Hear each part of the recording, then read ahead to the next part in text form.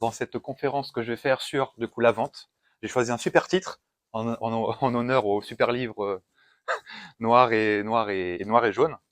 Bon, pas que vous êtes nuls évidemment, hein, sinon vous serez pas là. Hein, parce que vendre c'est quand même c'est pas donné à tout le monde. Donc si vous êtes là, c'est que vous faites quand même un chiffre d'affaires assez important.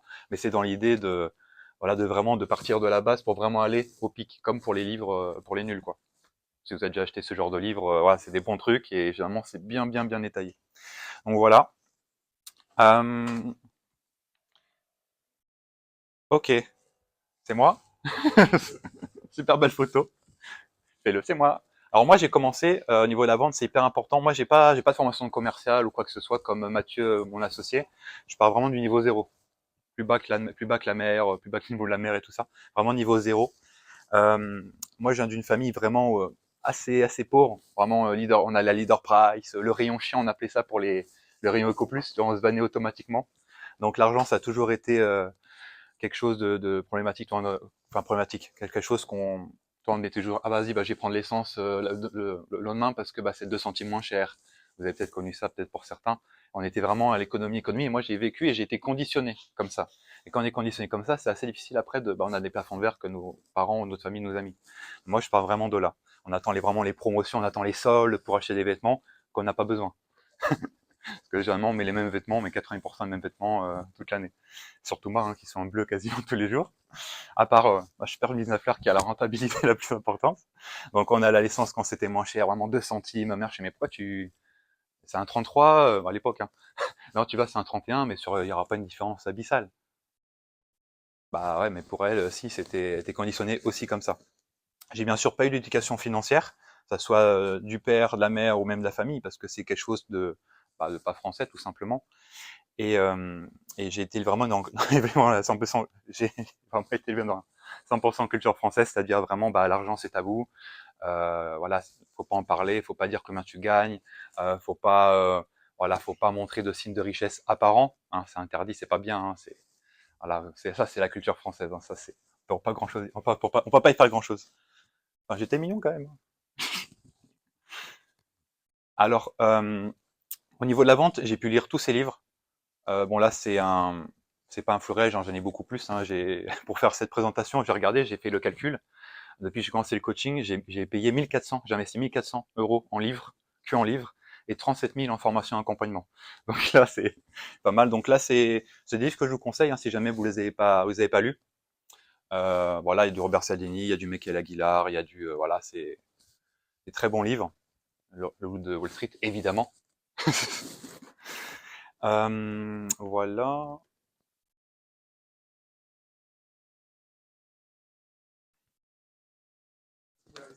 Voilà, merci.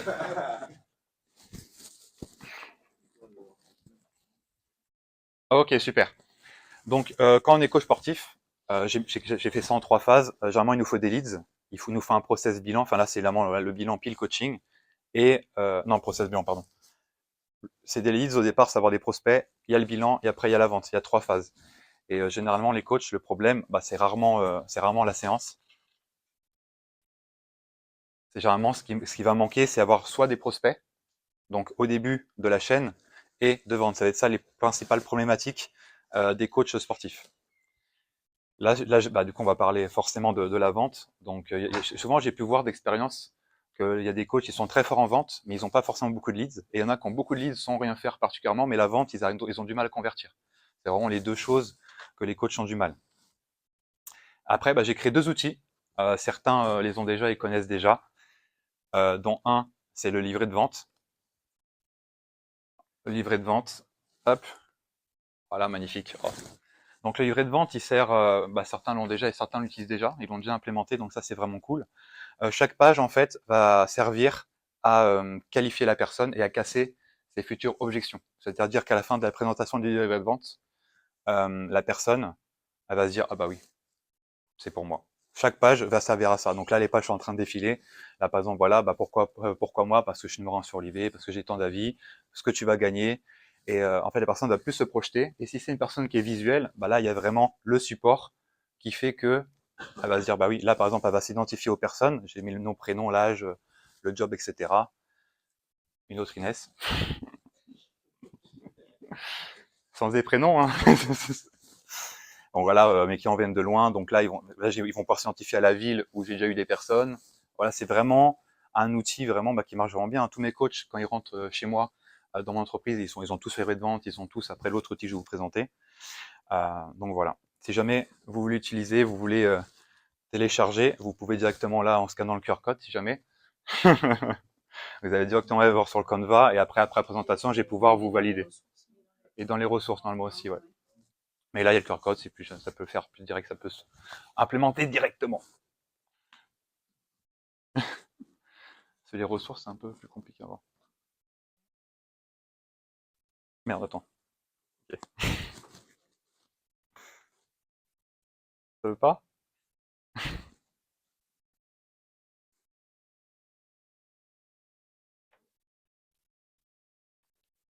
Donc le... Ah, pardon. Pas de souci. Du coup, le livret de vente, par exemple, le livret de vente, c'est vraiment, voilà, vraiment l'outil. On le sort, on est à table, tranquille, en face ou sur le côté de la personne. Et vraiment, voilà, on va tourner chaque page. On va jouer avec la personne en face, c'est-à-dire, voilà, on va pas réciter et lire un truc, on va vraiment jouer, hein. Par exemple, la page du pourquoi prendre un coach? Bah, laisser la personne faire. Bah, pourquoi tu prendrais un coach? Ah, bah, je sais pas, bah, j'ai pas de motivation à venir à la salle. En plus, là, bah, c'est l'automne, il fait nuit tôt, je sors du travail, j'ai qu'une envie, c'est d'entrer chez moi, manger une tartiflette, regarder TPMP et manger des chips. Ah bah super, motivation, bah d'accord, bah, quand tu prends un coach, bah tu auras la discipline parce que bah, tu vas réserver une séance et tu n'auras pas le choix que de venir. Donc ça va vraiment te. Puis, si tu veux un beau corps pour cet été, bah, c'est pendant l'hiver que ça se construit. Par exemple, hein, ça c'est une argumentation quelconque, mais c'est le genre de choses qui va pas mal matcher. Le deuxième outil que j'ai créé, bah, c'est le pack best-seller, donc ça va vraiment ensuite. Donc ça c'est pack best-seller, donc c'est tout le contraire de tout ce qui est carnet de séance, tarif à l'heure, tarif dégressif, etc. C'est quelque chose qui va se vendre plus facilement, comme des petits pains ou des chocolatines, évidemment. Et là, le pack best-seller, ce qui est bien, voilà, ça évite que le prospect il parte avec 10 000 offres, 10 000 tarifs. Euh, Généralement, quand on dit une fourchette à un prospect, vous avez sûrement déjà testé, vous dites voilà, mon coaching, il est de 100 euros par mois à 300. Bah, il y en a qui vont entendre 100 euros, t'en as d'autres qui vont entendre 300. Et même une fourchette, c'est pas forcément la meilleure chose à dire. Faut mieux pas dire de toute façon le prix, bien sûr, au téléphone ou en direct sans avoir essayé. Donc ça c'est mon pack à moi. Donc pack minceur. Chacun de mes coachs a un pack personnalisé suivant son branding, suivant sa spécialité, suivant ses couleurs. Souvent voilà, je laisse libre cours à mes coachs de le faire. Donc là bien sûr là ça c'est le recto, ça c'est le verso. Donc là j'appuie bien sur le côté santé qui est très important. Parce que c'est une fois qu'on l'a perdu qu'on se rend compte que c'est quand même pas mal d'être en bonne santé. La motivation, j'explique voilà. Sur le court terme c'est très facile d'être motivé. Par contre sur moyen et long terme, c'est là qu'on perd beaucoup de gens. La réussite, etc. Donc là, entrée de gamme, milieu de gamme, haut de gamme. Le but étant de vendre le milieu de gamme ici, euh, parce que c'est généralement les gens ils vont dire non ici c'est pas assez, là ça peut être trop. Donc généralement le but de ça c'est vraiment de vendre le pack, la gamme lisse du coup. À l'intérieur les coachs peuvent mettre tout ce qu'ils veulent, des séances de coaching, un programme standard, accès groupe WhatsApp. Voilà, ça c'est le mien, mais ça peut être totalement personnalisé suivant le coach. Et si jamais, bien sûr, vous voulez le télécharger, vous pouvez avec le QR code ici. C'est les ressources aussi, mais bon. Je ferais ça stylé. Je mets des QR codes partout maintenant, tu vois. Là, c'est. Après, j'ai des QR codes cachés dans les autres. Et il y en a un pour toi, Steve. Ouais. Ouais. Bah, je ferai après. Après, je. Hein. Non, je veux pas. Voilà. Voilà. Toute ressemblance sera fortuite. Donc ça, c'est Starbucks. Et donc tout le marketing de Starbucks, il est poussé pour nous faire croire qu'en fait, pour aller sur le grand, pensant que c'est une meilleure affaire que le moyen. Parce qu'il y a plus de contenu, il y a plus de contenant. Enfin, c'est le grand, quoi. Donc 8 euros, tu dis, ah bah c'est une affaire parce qu'il y a 30% de plus de café que dans celui-là. Donc généralement, on va pousser sur le grand. Le but du pack best-seller, c'est plutôt le milieu. Mais on peut jouer aussi pour pousser sur le grand ou sur le plus petit. C'est vraiment un jeu, puis du coup, c'est du double choix, du triple choix. Hop. Donc là, dans la vente, il y a bien sûr un côté mindset qui est hyper important, parce que si on se dit que la personne en face, on en parlait hier, hein, soit on a un préjugé, on juge la personne, comment elle est habillée, comment est-ce qu'on elle parle, comment elle se conduit par rapport à son job, etc. Et des fois, ça va nous tuer la vente, on va agir, on va s'auto-saboter. Donc c'est important de se dire, voilà, Moi, j'ai une anecdote, quand j'ai commencé à Basifit, j'ai commencé directement après le diplôme à Basifit, euh, bah, je savais pas vendre, j'étais vraiment niveau zéro, j'ai pas de process, je sais pas qu'il fallait faire un bilan, je sais pas qu'il fallait, j'étais vraiment dans le nuage complet, et j'ai dit à tout le monde que j'allais arrêter Basifit parce que j'arrivais pas, le loyer était trop haut, ma voiture elle était morte, tous les mois j'avais un problème avec la voiture, donc l'argent il faisait wouh, hein.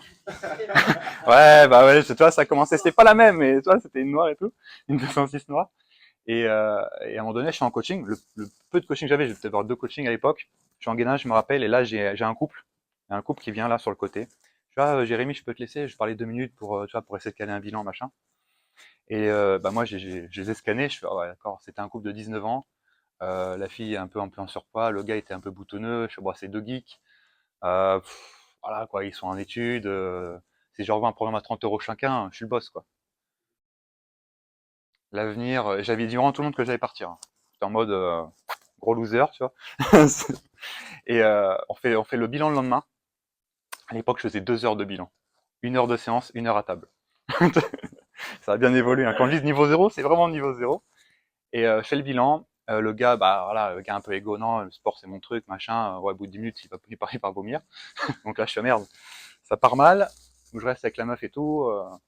On parle. Puis en fait, ouais, il avait une espèce de truc qu'il m'avait pas forcément dit. Et je dis, bon, bah c'est mal barré hein, pour la vente. Hein, j'ai fait vomir et tout. Et à cette époque-là, j'étais au nombre de séances. J'étais pas au carnet de séances, mais c'était en nombre d'heures que les gens pouvaient prendre. J'avais des packs, j'avais de tout. Et à la fin, voilà, je leur parle, je fais, voilà, tu manges quoi? Je faisais même les habitudes alimentaires que je fais plus du tout aujourd'hui. J'ai tout simplifié. Et la personne me dit, ah, moi je suis comme ça, bah, j'ai fait vomir, ils ont 19 ans tous les deux, il y en a qui travaillent mais en alternance. Ça va être très compliqué, quoi. Vraiment, c'est toujours l'anecdote première. Et eux, au final, ils ont pris quoi? Ils ont dit, vas-y, on prend 50 heures. 2 250 €. Ah ouais. Ah, je m'attendais pas, quoi. Et je pense que si ça à ma place, ça aurait été pareil. Et ils ont pris 50 heures, 2150, et après ils m'ont envoyé un SMS plus tard, pas pour dire genre non mais on s'est trompé, on fait pas. C'est est-ce qu'on peut payer en un chèque en une seule fois? J'ai fait oh magnifique. Et je les avais du coup 3 fois 1 heure par semaine les soirs quand c'était blindé. Donc en plus de l'argent qu'ils m'ont donné, ils m'ont donné une visibilité à l'heure où c'était blindé la salle. Blindé, blindé, blindé. Après, du coup, ça a duré 4 mois. Après 4 mois, ils ont repris 50 heures. Donc ça m'a fait 4500 sur 8 mois rien que. J'ai lancé des small groups après. Ils ont dit, vas-y, viens faire les small groups aussi. Donc, bon, après, c'était des small groups à 5 € à l'époque, donc ça va, c'était facile. Mais ils ont ramené une copine, puis une autre copine, puis leurs parents, puis les parents des copines. Et du coup, bah, eux, ils m'ont rapporté 10 à 12 000 € depuis que j'ai commencé. Et pourtant, sur le papier, c'était pas ça, quoi. Et ça, c'est vraiment l'histoire. Je raconte le plus parce que c'est mon respect éternel. Non, on avait fait un resto à la fin parce qu'ils avaient déménagé. Bon, là, ils sont revenus, ils sont mariés, etc. Mais c'était et ça, c'est un cas. Parce que de toute façon, on dirait faut pas juger, mais on le fait direct en fait. Donc c'est pas une mauvaise chose de juger, mais faut plutôt creuser généralement. Alors mindset, une petite pizza. Alors la vente, souvent on a une espèce on a des a priori sur la vente, etc. Moi, je trouve que c'est quelque chose de quand même relativement simple, mais ça dépend comment on le fait. Donc la vente, c'est pas être vendeur chez Brice. Zara, H&M, c'est lié au Jules, hein, ça marche aussi. C'est pas le vendeur où à peine arrivé dans le magasin. Ouais, bonjour, vous voulez quelque chose là? Ce pantalon, il vous irait super bien. Tu vois, c'est pas ça. On a déjà le cliché du vendeur de fringues qui te saute dessus à peine de mettre le pied dedans. Non, non, c'est pas le cas. Hein? Ah! Ah bah tu vois, on est passé. Ouais, bah, avant c'était le trop. À peine t'es arrivé, genre. Bah et après c'était. Non, non, je regarde. Et après quand tu dis, ouais, vous l'avez en 46? Ah, on a 44 et 48. Désolé, mais tu repars sans rien. Tu dis bon, je vais les voir en ligne, hein, merci. Tu vois, donc c'est absolument pas ça. Ah, beau gosse. Alors, à la vente, c'est pas non plus être marchand de tapis. Oyez, oyez, moins 50% si tu me prends 10 séances tout de suite. Oui, il y a ça aussi. Voilà, c'est pas être marchand de tapis, c'est pas faire des 50% parce que voilà, tu me prends 10 séances. Non, non, autant que tu m'en prennes 10, 20, enfin que tu prennes, comment dire ça, c'est gros, bah pas dégressif, tout simplement. Comment dire, c'est pas parce que tu me prends 12 mois que je vais te faire moins cher que si tu prenais 6 mois. Parce que moi, après, t'es dégoûté de prendre 12 mois, quoi. C'est de la sponsorisation aussi. J'ai vu qu'il y a beaucoup de coachs qui faisaient ça. Certains, ils ont arrêté dégressif, mais en fait, ils ont reporté ça sur les mensualités. Si tu prends 12 mois, bah, c'est 200 € par mois sur 12 mois, alors que sur 6 mois, c'est 250. Bah, pourquoi pas garder 250 et vendre sur 12 mois? Parce que tu as deux types de coachs. Tu as ceux qui vont baisser les prix pour n'importe quoi, qui vont, voilà, ils vont dire, bah, ils n'ont pas la capacité à vendre. Du coup, ils vont se dire, bon, vas-y, je fais ça, et comme ça, au moins, bah, ça me garantit au moins des revenus un peu plus faibles pour cette personne-là. Mais au moins, voilà. Et le problème, c'est qu'ils n'ont pas forcément autant de prospects pour pouvoir avoir de la masse.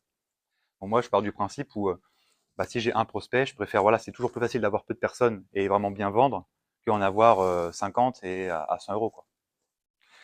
Donc, je me suis toujours dit ça, je dis, bah, de toute façon, peu importe la durée ou après, même 2 ans, ça sera toujours 297, quoi. Parce que sinon, c'est des gens qui viennent pour le prix, et les gens qui viennent pour le prix, bah, pas ouf. Yeah. Alors, Anne Marchand, Anne Marchand, la vente, ce n'est pas non plus faire des promotions pour tout n'importe quoi, donc pour la Saint-Valentin, pour la Saint-Patrick, pour Noël. Bon, là, c'est une autovanne, parce que quand j'ai commencé à Basique, c'était en février 2018, et c'est à Saint-Valentin. Et vu qu'une première semaine, je galérais, j'avais personne, je sais pas comment faire et tout, j'ai pris le stylo, le feutre comme ça sur le tableau, j'ai fait, voilà, promotion Saint-Valentin, je mettais les prix en gros, 50 rayés, 40. Et j'ai des gens qui m'ont pris sur ce forfait-là, un couple, et en fait, vu que c'était mes débuts, ils avaient compris, genre, voilà, genre t'as la femme, t'as l'homme, mais séparément. En fait, ils n'ont pas compris que c'était genre en même temps les 40 euros.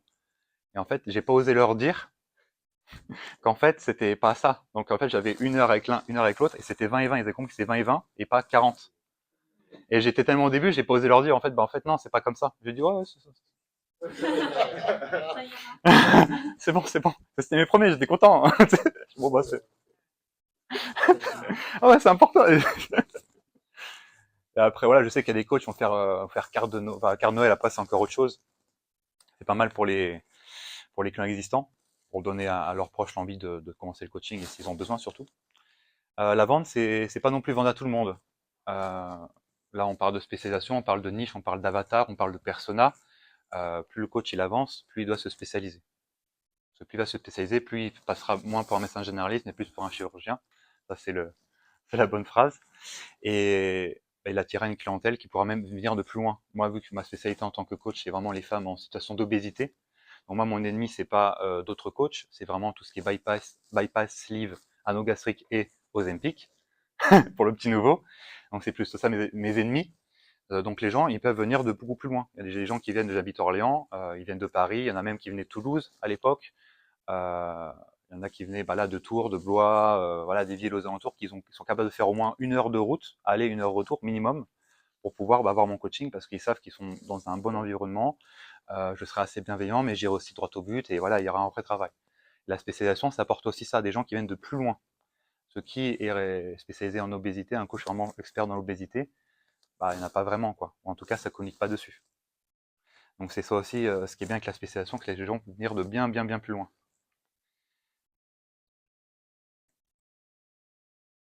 Pouah. Non? Ouf. Hein, comme ça? Même pas, même pas. Donc la vente, en vrai, c'est quelque chose qui peut être vraiment éthique par rapport à ce qu'on pourrait croire, mais je pense que maintenant, ça vous ça peut être sain, ça peut être même très utile. Parce que la personne, là, on ne vend pas un produit, on se vend soi, on vend son service. Et si on a conscience de l'utilité et de la bonté du truc et de l'utilité, vraiment, bah on est capable de vendre le coaching facilement. Si on croit fort en ce qu'on vend, et on vend du temps, on vend de l'expertise, aucun souci. Et la vente, bah moi j'adore, moi je vois ça comme un jeu vidéo, je vois quelque chose de fun, de drôle, voilà, c'est un jeu de, voilà, c'est comme un date. Pour moi, c'est comme un date. Après, personne, bah voilà, les émotions, puis à la fin, bah, du coup, bah, c'est pas la même concrétisation, du coup, si signe le contrat, mais ça se ressemble dans l'idée. Et c'est une compétence 5 étoiles à acquérir pour moi. Je trouvais ça beaucoup plus, c'est beaucoup, vu que je pars de zéro, je suis hyper content parce que j'ai vraiment progressé et maintenant, je trouve vraiment assez bon. Et, bah, il y a trop de coachs qui s'arrêtent dès des premiers obstacles, quoi. La vente, bah, j'ai eu énormément d'échecs. J'ai eu des personnes, bah, comme vous aussi, hein, j'ai eu des personnes qui ont dit ouais t'inquiète, je vais prendre. Tu les as jamais revus. Ils ont signé le contrat, ils ont été influencés par leurs proches, leur mari ou leur famille. Ah bah c'est trop cher, bah oui parce que t'es pas venu donc c'est pas ce que c'est. Donc je les ai plus dans la nature. J'ai des personnes J'ai des personnes qui m'ont mieux posé des lapins, j'ai des personnes, voilà, j'en ai eu 10 000. Et les échecs, c'est aussi ça. J'ai aussi des personnes, voilà, ils n'ont pas respecté le contrat jusqu'au bout. Ouais, tout un truc. Et pour moi, la vente, avant tout, c'est ça. C'est un combat Pokémon avant tout. Un combat au tour par tour. Bon, ça, c'est générationnel, hein, tout le monde peut pas. Ah, il y avait le son normalement. Ah, merde, pas grave. Pour moi, c'est ça, parce que c'est un tour par tour, c'est vraiment un échange. La personne, elle va vraiment essayer de s'échapper, ou elle va vraiment essayer de dire non, j'ai mis la carte H d'en parler à mon mari. Et le coach derrière, il doit dire ah, mais c'est toi qui prends les décisions, c'est ton mari qui prend les décisions, c'est pas toi, c'est ton corps pourtant, donc tu vois pas. En fait, et ils sortent chacun des cartes. Et dans le livre de Michael Aguilar que j'ai mis au départ, il parlait qu'en fait c'était juste un écran de fumée, les objections, et c'était juste un prétexte pour vas-y, essaie de me convaincre un peu plus. Donc c'est pas quelque chose que nous on perçoit souvent la carte en mode ah putain, dans pas longtemps son mari, et on sait pas, des fois on est dépourvu de qu'est-ce qu'on fait, qu'est-ce qu'on on est un peu perdu parce qu'on n'a pas forcément appris dans l'éducation à trouver le bon mot, le bon argument. Souvent c'est ce que j'ai pu voir là. Et c'est important de le travailler, etc. Et là Pikachu il a pris de l'XP. Il passe au niveau 6. Hop. Alors, c'est pareil, ça c'est des refs. Vous êtes plutôt Salamèche, Bulbizarre ou Carapuce? Je veux savoir. Putain, c'est pas possible. Oh.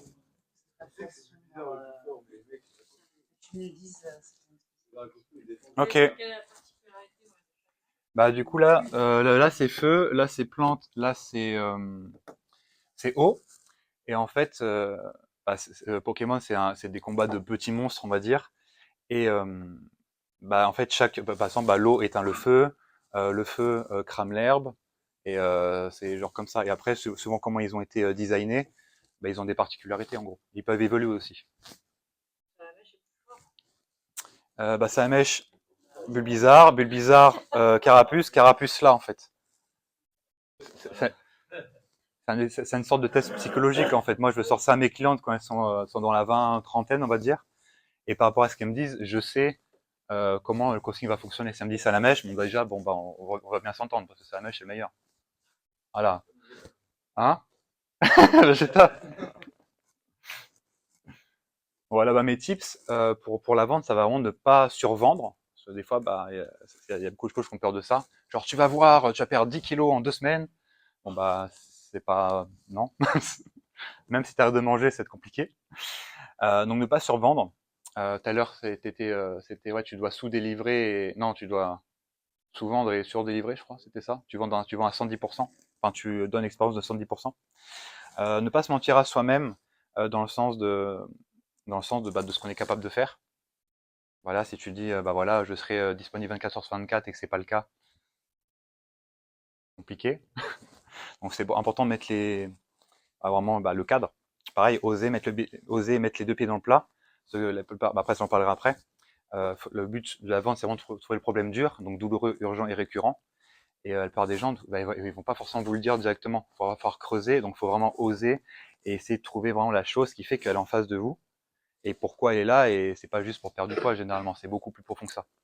Donc c'est oser mettre les deux pieds dans le plat. Généralement, on le fait pas si on a peur ou on veut pas forcément savoir aussi. Mais ça impacte toute la suite de la vente, la réussite ou l'échec de la vente. Et être soi-même en toutes circonstances, hein, ne pas jouer un rôle, ne pas être quelqu'un d'autre, ne pas être honnête, c'est hyper important. Ok, psychologie, parce que la vente c'est vraiment aussi la psychologie avant tout. La psychologie avant tout.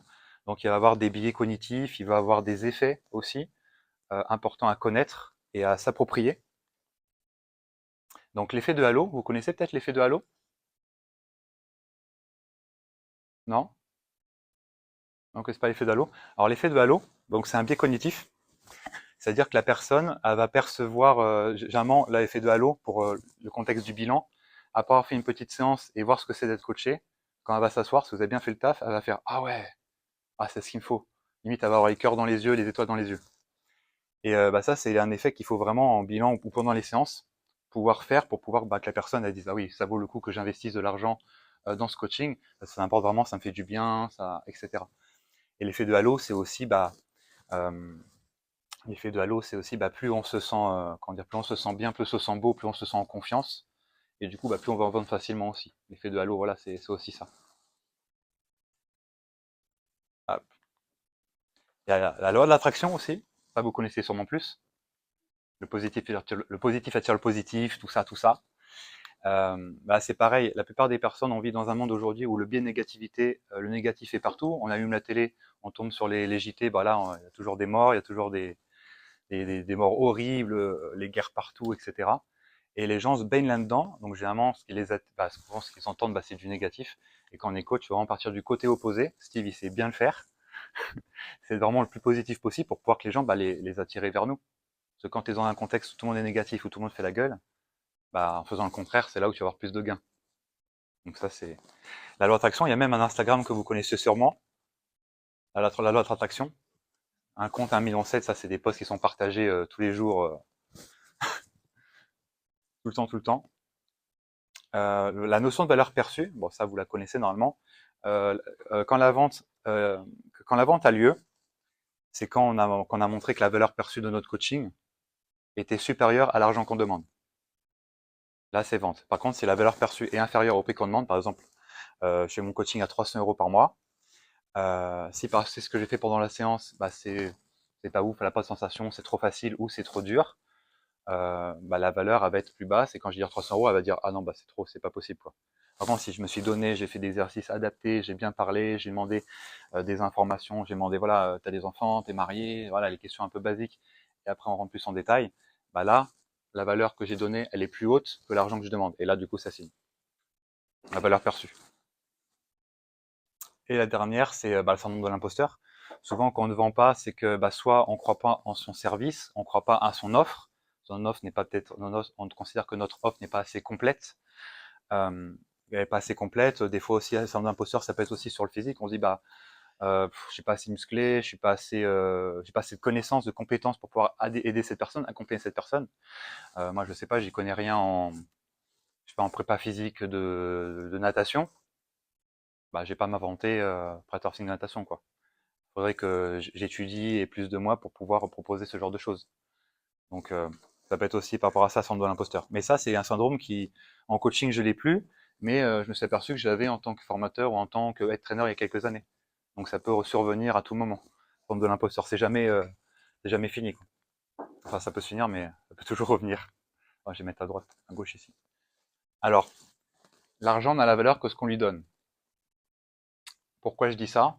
Parce qu'aujourd'hui, voilà, 10 euros, vous connaissez la valeur de 10 euros, vous connaissez la valeur de 100 euros. Aujourd'hui, le SMIC, il est, bon, j'en sais rien, et au brut, il est, au SMIC, c'est quoi? C'est 1300 euros par mois qu'on gagne au SMIC. C'est l'État qui a dit ça, et l'argent n'a la valeur qu'on se lui donne. C'est-à-dire que demain, il y a une guerre, il y a une crise économique, il y a quelque chose, le billet de 10, il vaudra peut-être 1 centime. Donc en fait, la perception qu'on a de l'argent, elle est totalement faussée. Moi, je me rappelle quand j'étais plus jeune, c'était le passage des francs en euros. J'avais 300 francs. Ma mère est revenue avec un billet un billet de 20 et de 10, je crois. Je dis, maman, mais tu m'as volé l'argent, quoi. Il y a 300 et tu me reviens avec 20, là, c'est quoi ça? Parce que les francs étaient, l'euro est plus fort en termes de, de montant que les francs, quoi. Mais quand tu es un enfant de 5 ans, de 6 ans, et que tu sais compter, comme tu dis 320, attends, il y a un gap, quoi. Bon, cette phrase, évidemment, c'est la mienne. Voilà, pendant le Covid, parce qu'au final, l'argent, c'est important d'en parler ici. Ah, l'argent n'a valeur que ce qu'on lui donne. Parce que pendant le Covid, il y a eu la planche à billets. Ouais, c'est ça. Alors, les piles sont mortes, hein. Là, c'est ici. Ok. Donc du coup, pendant le Covid, on a pu le voir, la valeur de l'argent, c'était pas la même qu'on pouvait. Enfin, ça a bien changé parce qu'en fait, il y a la machine à billets qui s'est lancée, notamment la Banque centrale. Donc, elle a fait énormément de billets. Donc du coup, plus il y a de billets, plus il y a de quantité de billets, plus l'argent a moins de valeur. Enfin, moins l'argent a de valeur. Et ça, il y a toujours une répercussion aujourd'hui. Donc là, c'est des articles. Voilà. Donc par exemple, il y avait 750 milliards de prévus de billets imprimés. Avec le Covid, la crise énorme que ça a suivi, ils ont dû faire 1100 milliards en plus. Donc la valeur de l'argent qu'on a eu était plus bas qu'avant 2020, par exemple. Et ça a créé après une inflation, etc. Donc ça, c'est important. Ça, c'est une image d'entre-deux-guerres en Allemagne. Donc ça, c'est justement, c'est aussi pour ça qu'il y a eu la Seconde Guerre mondiale. Les Allemands, ils ont été, ça a été les méchants de la Première Guerre mondiale. Je suis très tout près, on s'en fiche un peu. Mais du coup, ils ont mal vécu le fait que ils soient les seuls fautifs de cette guerre. Donc il y a une hyperinflation dans le pays. Et ça, ces billets-là, c'était le montant qu'il fallait pour payer un œuf ou pour payer un œuf, pour payer une bouteille d'eau, c'était ça qu'il fallait payer.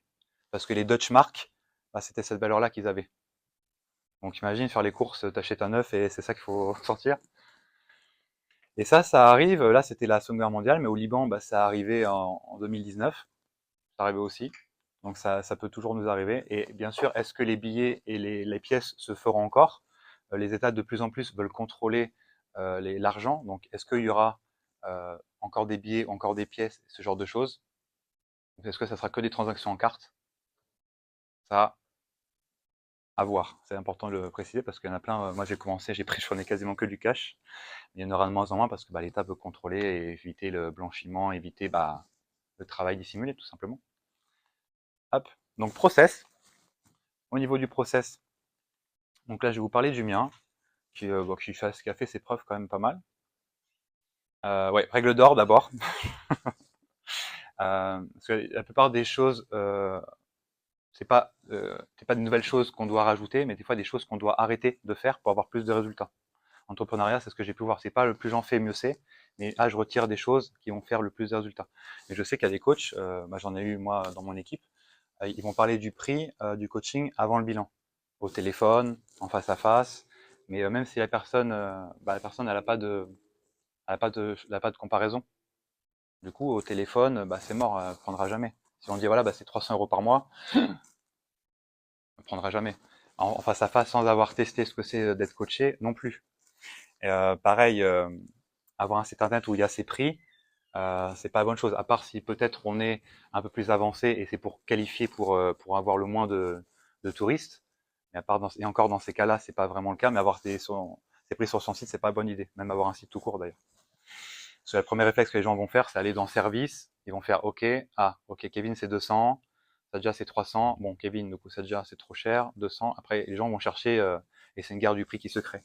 C'est pour ça aussi que j'ai mis, pas forcément être sur les plateformes. J'ai été sur beaucoup de plateformes. Moi, j'ai été sur le Bon Coach, j'ai été sur Superprof, j'ai été sur Page Jaune aussi et Star of Service. Et tous ces boîtes-là, c'est une bonne idée là-bas. C'est pour mettre en relation des clients avec les coachs. Donc, c'est une plateforme de mise en relation, ce qui est bien. Mais c'est souvent pas fait par des coachs ou avec des choses qu'ils ne connaissent pas. Superpro, généralement, il y a le prix en gros affiché, c'est la guerre des prix, puis tu es en concurrence avec des coachs qui ne sont pas coachs, du Herbalife, des coachs qui sont torse nu ou des filles qui sont en brassière legging avec une pose, voilà.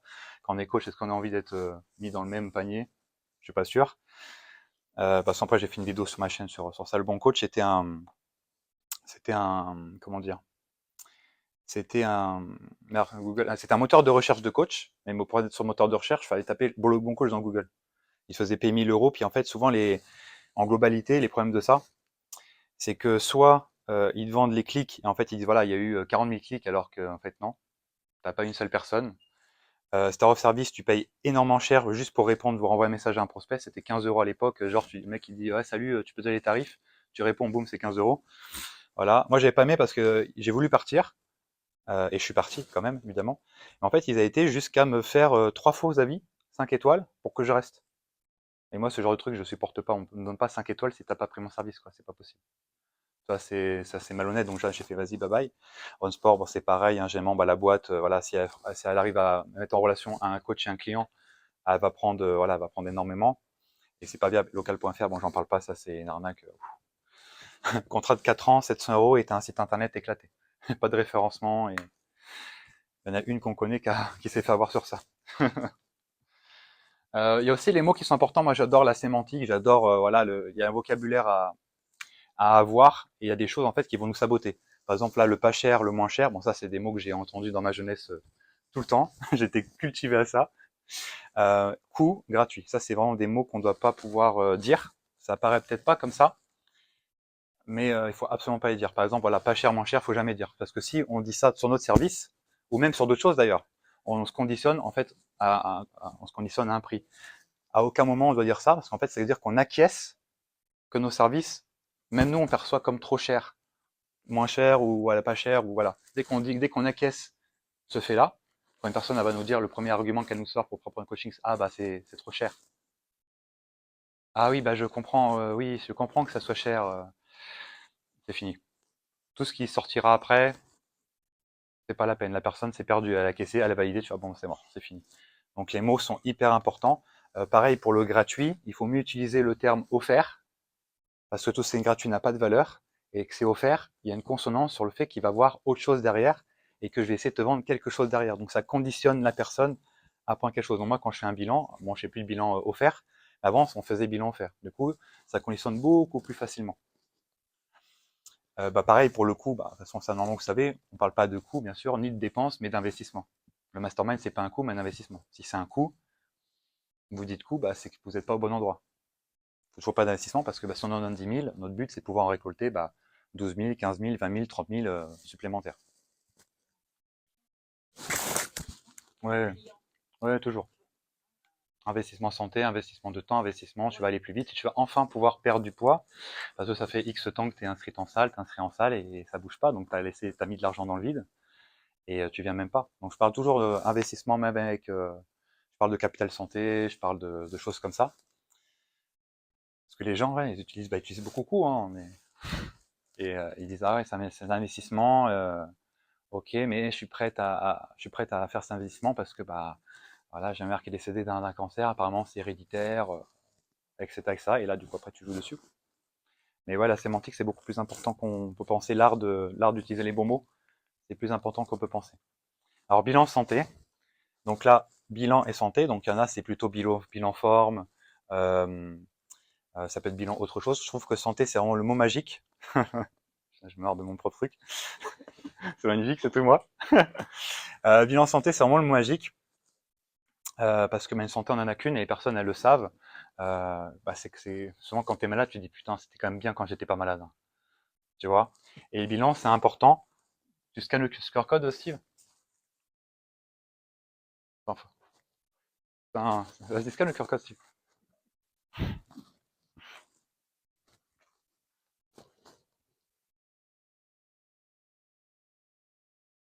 Et bilan, pareil, le bilan, bah, voilà, c'était, voilà, c'est important.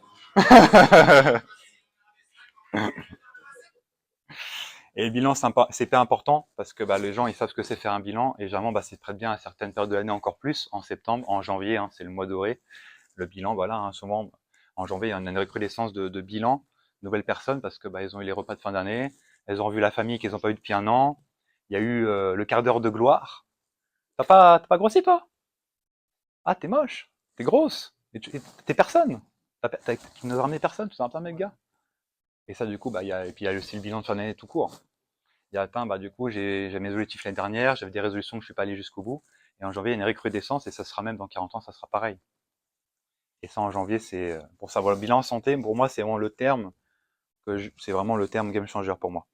Bilan forme, c'est pas assez parlant. Bilan santé, c'est vraiment très parlant. Parce que ça parle vraiment du petit gars de 18 ans à la grand-mère de 80, comme à la quarantenaire, la femme fraîchement divorcée. Ça parle vraiment à tout le monde. Donc ça, alors que forme, bah, ouais, forme. C'est comme les gens qui disent, oh, j'ai une remise en forme. Oui, mais t'as jamais été mis en forme, en fait. Ça n'a aucun sens. Ah, bah, je dis après. Ouais, t'inquiète, pas de souci. Donc là, il y a plusieurs étapes dans le bilan. Euh, il va d'abord avoir le icebreaker, 30 minutes de séance, 30 minutes de vente. Donc c'est sur un format d'une heure. Bon, des fois, ça peut être un peu plus long. Tant que c'est signé, j'ai envie de dire, ça prend 1h15, c'est pas grave, mais on est sur un truc d'une heure. Signature du contrat et paiement du premier mois. Là, j'ai vraiment fait ces 5 étapes pour en parler le plus précisément possible. Donc le icebreaker, euh, ça c'est des fois le plus dur pour certains coachs qui sont plus timides ou introvertis. Bah, comment je vais d'un inconnu, quelqu'un qui est assez en train de s'entraîner, comment je vais aller le voir et comment, bah, de toute façon Samuel, tu vas pouvoir en faire cette semaine. Ça peut être assez, on peut avoir peur de se prendre un rejet, de se prendre un bâche, on peut avoir peur de quel mot j'ai utilisé, comment je vais y aller, est-ce que je me sens bien de faire ça. Donc c'est la prospection pour moi, donc c'est très dur. Enfin c'est très dur, c'est pas dur, c'est pas facile pour certains. Et en fait, peu importe ce qu'on va dire ou ce qu'on va faire, tant qu'on est en tenue de coach, on peut presque tout dire, en tout cas au niveau de la santé, au niveau des exercices, on peut vraiment tout dire. Donc peu importe, moi des fois en salle, je sais pas, je vais faire exprès de faire tomber un truc, je vais faire ah bonjour. Là par exemple, là mardi, il y avait deux filles au rameur, je ne connaissais pas, je suis comme ça, je passe, là je fais il faut aller plus vite hein. Et après ça a parti 20 minutes, puis après du coup je les ai signés pour la boxe, mais je les connaissais pas du tout. Et il y a un autre gars derrière, je donne des exemples concrets comme ça parlera mieux. Il y a un autre gars, il vient, il avait ses enfants qui s'entraînaient, donc c'était un Florent, il s'appelle 60 ans à peu près, vraiment un daron, il était avec ses enfants, papa, reste là-bas, on veut être tout seul, tu sais, vraiment. c'était pas mal. Et le gars, en fait, on l'a super bien accueilli. J'ai fait, vas-y, au bout de 2 minutes, vas-y, tape dans le dos. Ah, tu t'appelles comment, Florent? Ah, c'est pas Florent. Ah. En fait, on l'a tellement bien accueilli qu'il est parti dans sa voiture nous chercher 3 sacs de 3 poignets. Tu vois. Alors qu'en fait, accueillir, c'est normal. Mais les gens, ils sont tellement plus habitués qu'ils soient accueillis de la bonne façon et que ça soit bien fun. Mec, j'ai l'impression que moi, j'ai la capacité, quand tu regardes de loin, que tu me dis pas, il la connaît depuis longtemps. Non, non, en fait, depuis 2 minutes, je connais. En fait, peu importe ce que tu vas dire, il y a même des gens qui se de moi à la salle maintenant parce que je vais leur expliquer ma méthode, c'est hey! Et après, je sais pas ce que je vais dire après. Mais tu fais hey! Et après, t'es obligé d'y aller. Essaye. Tu fais hey! Et tu mets la main comme ça, et gens, toi, c'est trop drôle. Et après, c'est vraiment peu importe, tu vois, ça peut être, voilà, je peux être sur le tableau, je note un truc, tu vois, je fais bien en sorte de mettre le coach là. Coach. Ah, bonjour. Ah, oui, oui? Vous êtes coach? Non, non. J'attends que la voiture finisse pas. Je prends de français. Vous travaillez ici? Non, non, je suis juste fan. Chocobon! Exact! Ouais, j'ai la technique des chocobons. Technique contre-intuitive mais légendaire.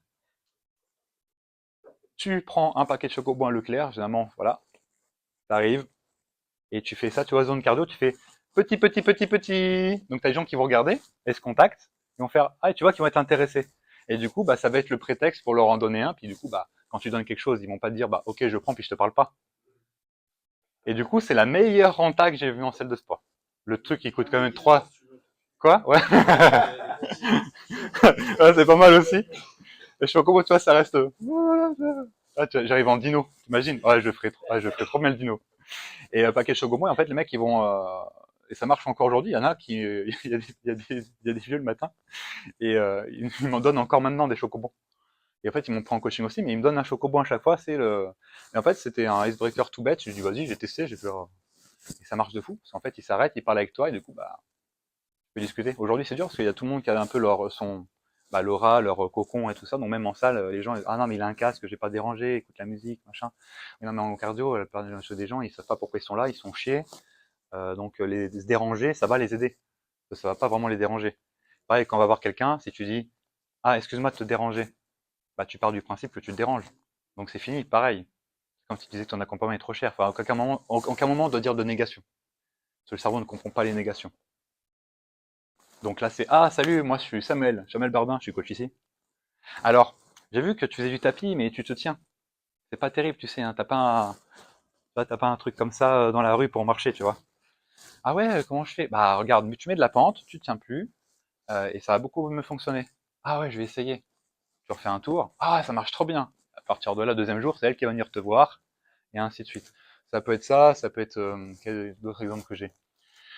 Ça peut être ouais, les personnes qui sont sur vélo, le vélo épileptique, j'adore l'appeler. Il y en a qui font même à l'envers, tu sais. Comme ça. Vélo optique, je sais, bah voilà, tu sais. Ah, ouais. Vélo elliptique, tu vois, et puis ils font, ah, t'as vu, 100 calories. Ouais, tu sais que c'est surestimé, en fait, c'est pas 100 calories que t'as perdu, là. Et souvent, les gens qui sont en cardio, ils font quoi? Ils font, je suis à la salle, j'ai perdu 100 calories, allez, pizza ce soir. Tu sais, ils se disent, bon voilà, vu que j'ai fait du sport, ils se récompensent, il y a le schéma de récompense qui se fait beaucoup. Alors qu'à la base, ils seraient pas venus, ils auraient pas fait de pizza. Donc au final, c'est, donc un icebreaker, peu importe ce qu'on fait, ça sera toujours bon que de rien faire. Il faut, peu importe ce que tu dis, peu importe, le coach peut tout oser, peut tout faire, il y aura jamais de, et vous savez ce que je peux dire des fois. Ça, c'est, voilà. Voilà, ça c'est pour. Donc au niveau de la séance, ce mois dans le bilan, il y a forcément une séance parce que je considère qu'en France, les gens n'ont jamais quasiment, très peu qui ont déjà fait du coaching. Donc il y en a très peu qui savent ce que fait d'être coaché. Donc mettre une séance dans le bilan, pour moi, c'est hyper important pour pouvoir avoir le plus de masse possible, le plus de conversion possible, parce que bah, on peut, là on est plus expert, donc on peut vendre sans faire de séance, mais ça ne sera pas forcément à 100%. En tout cas, les risques de 100% sont moindres. Avec une séance, en France, ouais, le coaching c'est encore récent, là ça se démocratise de plus en plus, bah, si tu as démocratisé, etc. Mais les gens ne savent pas ce que c'est. Après, au niveau de la séance, il faut la rendre accessible, mais pas trop. C'est-à-dire qu'il faut que la personne elle se sente en fait merde, attends, les escaliers c'est déjà dur. Moi, en bilan, je vais faire des escaliers pendant 5 minutes niveau 5. Je vais faire des squats au pas de corps-pied avec un ballon et slam ball comme ça. Une demi-heure, merci, au revoir. C'est plus de 50% des gens que j'ai en bilan. Après l'escalier, je leur dirai bon bah vas-y, c'est fini. Les gens diront ok d'accord. Ils sont déjà dans le mal, ils sont comme ça, ils parlent plus. Et pendant l'escalier, je me sers de ça aussi pour poser les questions qui m'intéressent. Ah ok, t'as des enfants, t'es marié, c'est combien de temps que tu viens à la salle? Tu fais quoi quand tu viens à la salle? Ah ok, et puis j'ai un ton un peu, des connards quoi.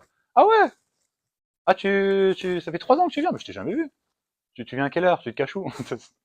Ça c'est des trucs comme ça. Et après l'escalier, bah après au fur et à mesure, elle parle plus parce que ça peut être compliqué. Mais là, à la fin du bilan, elle se dit oui, j'ai vraiment besoin d'un coach. Ça n'a pas été trop dur, mais justement, ça a été c'était simple à faire.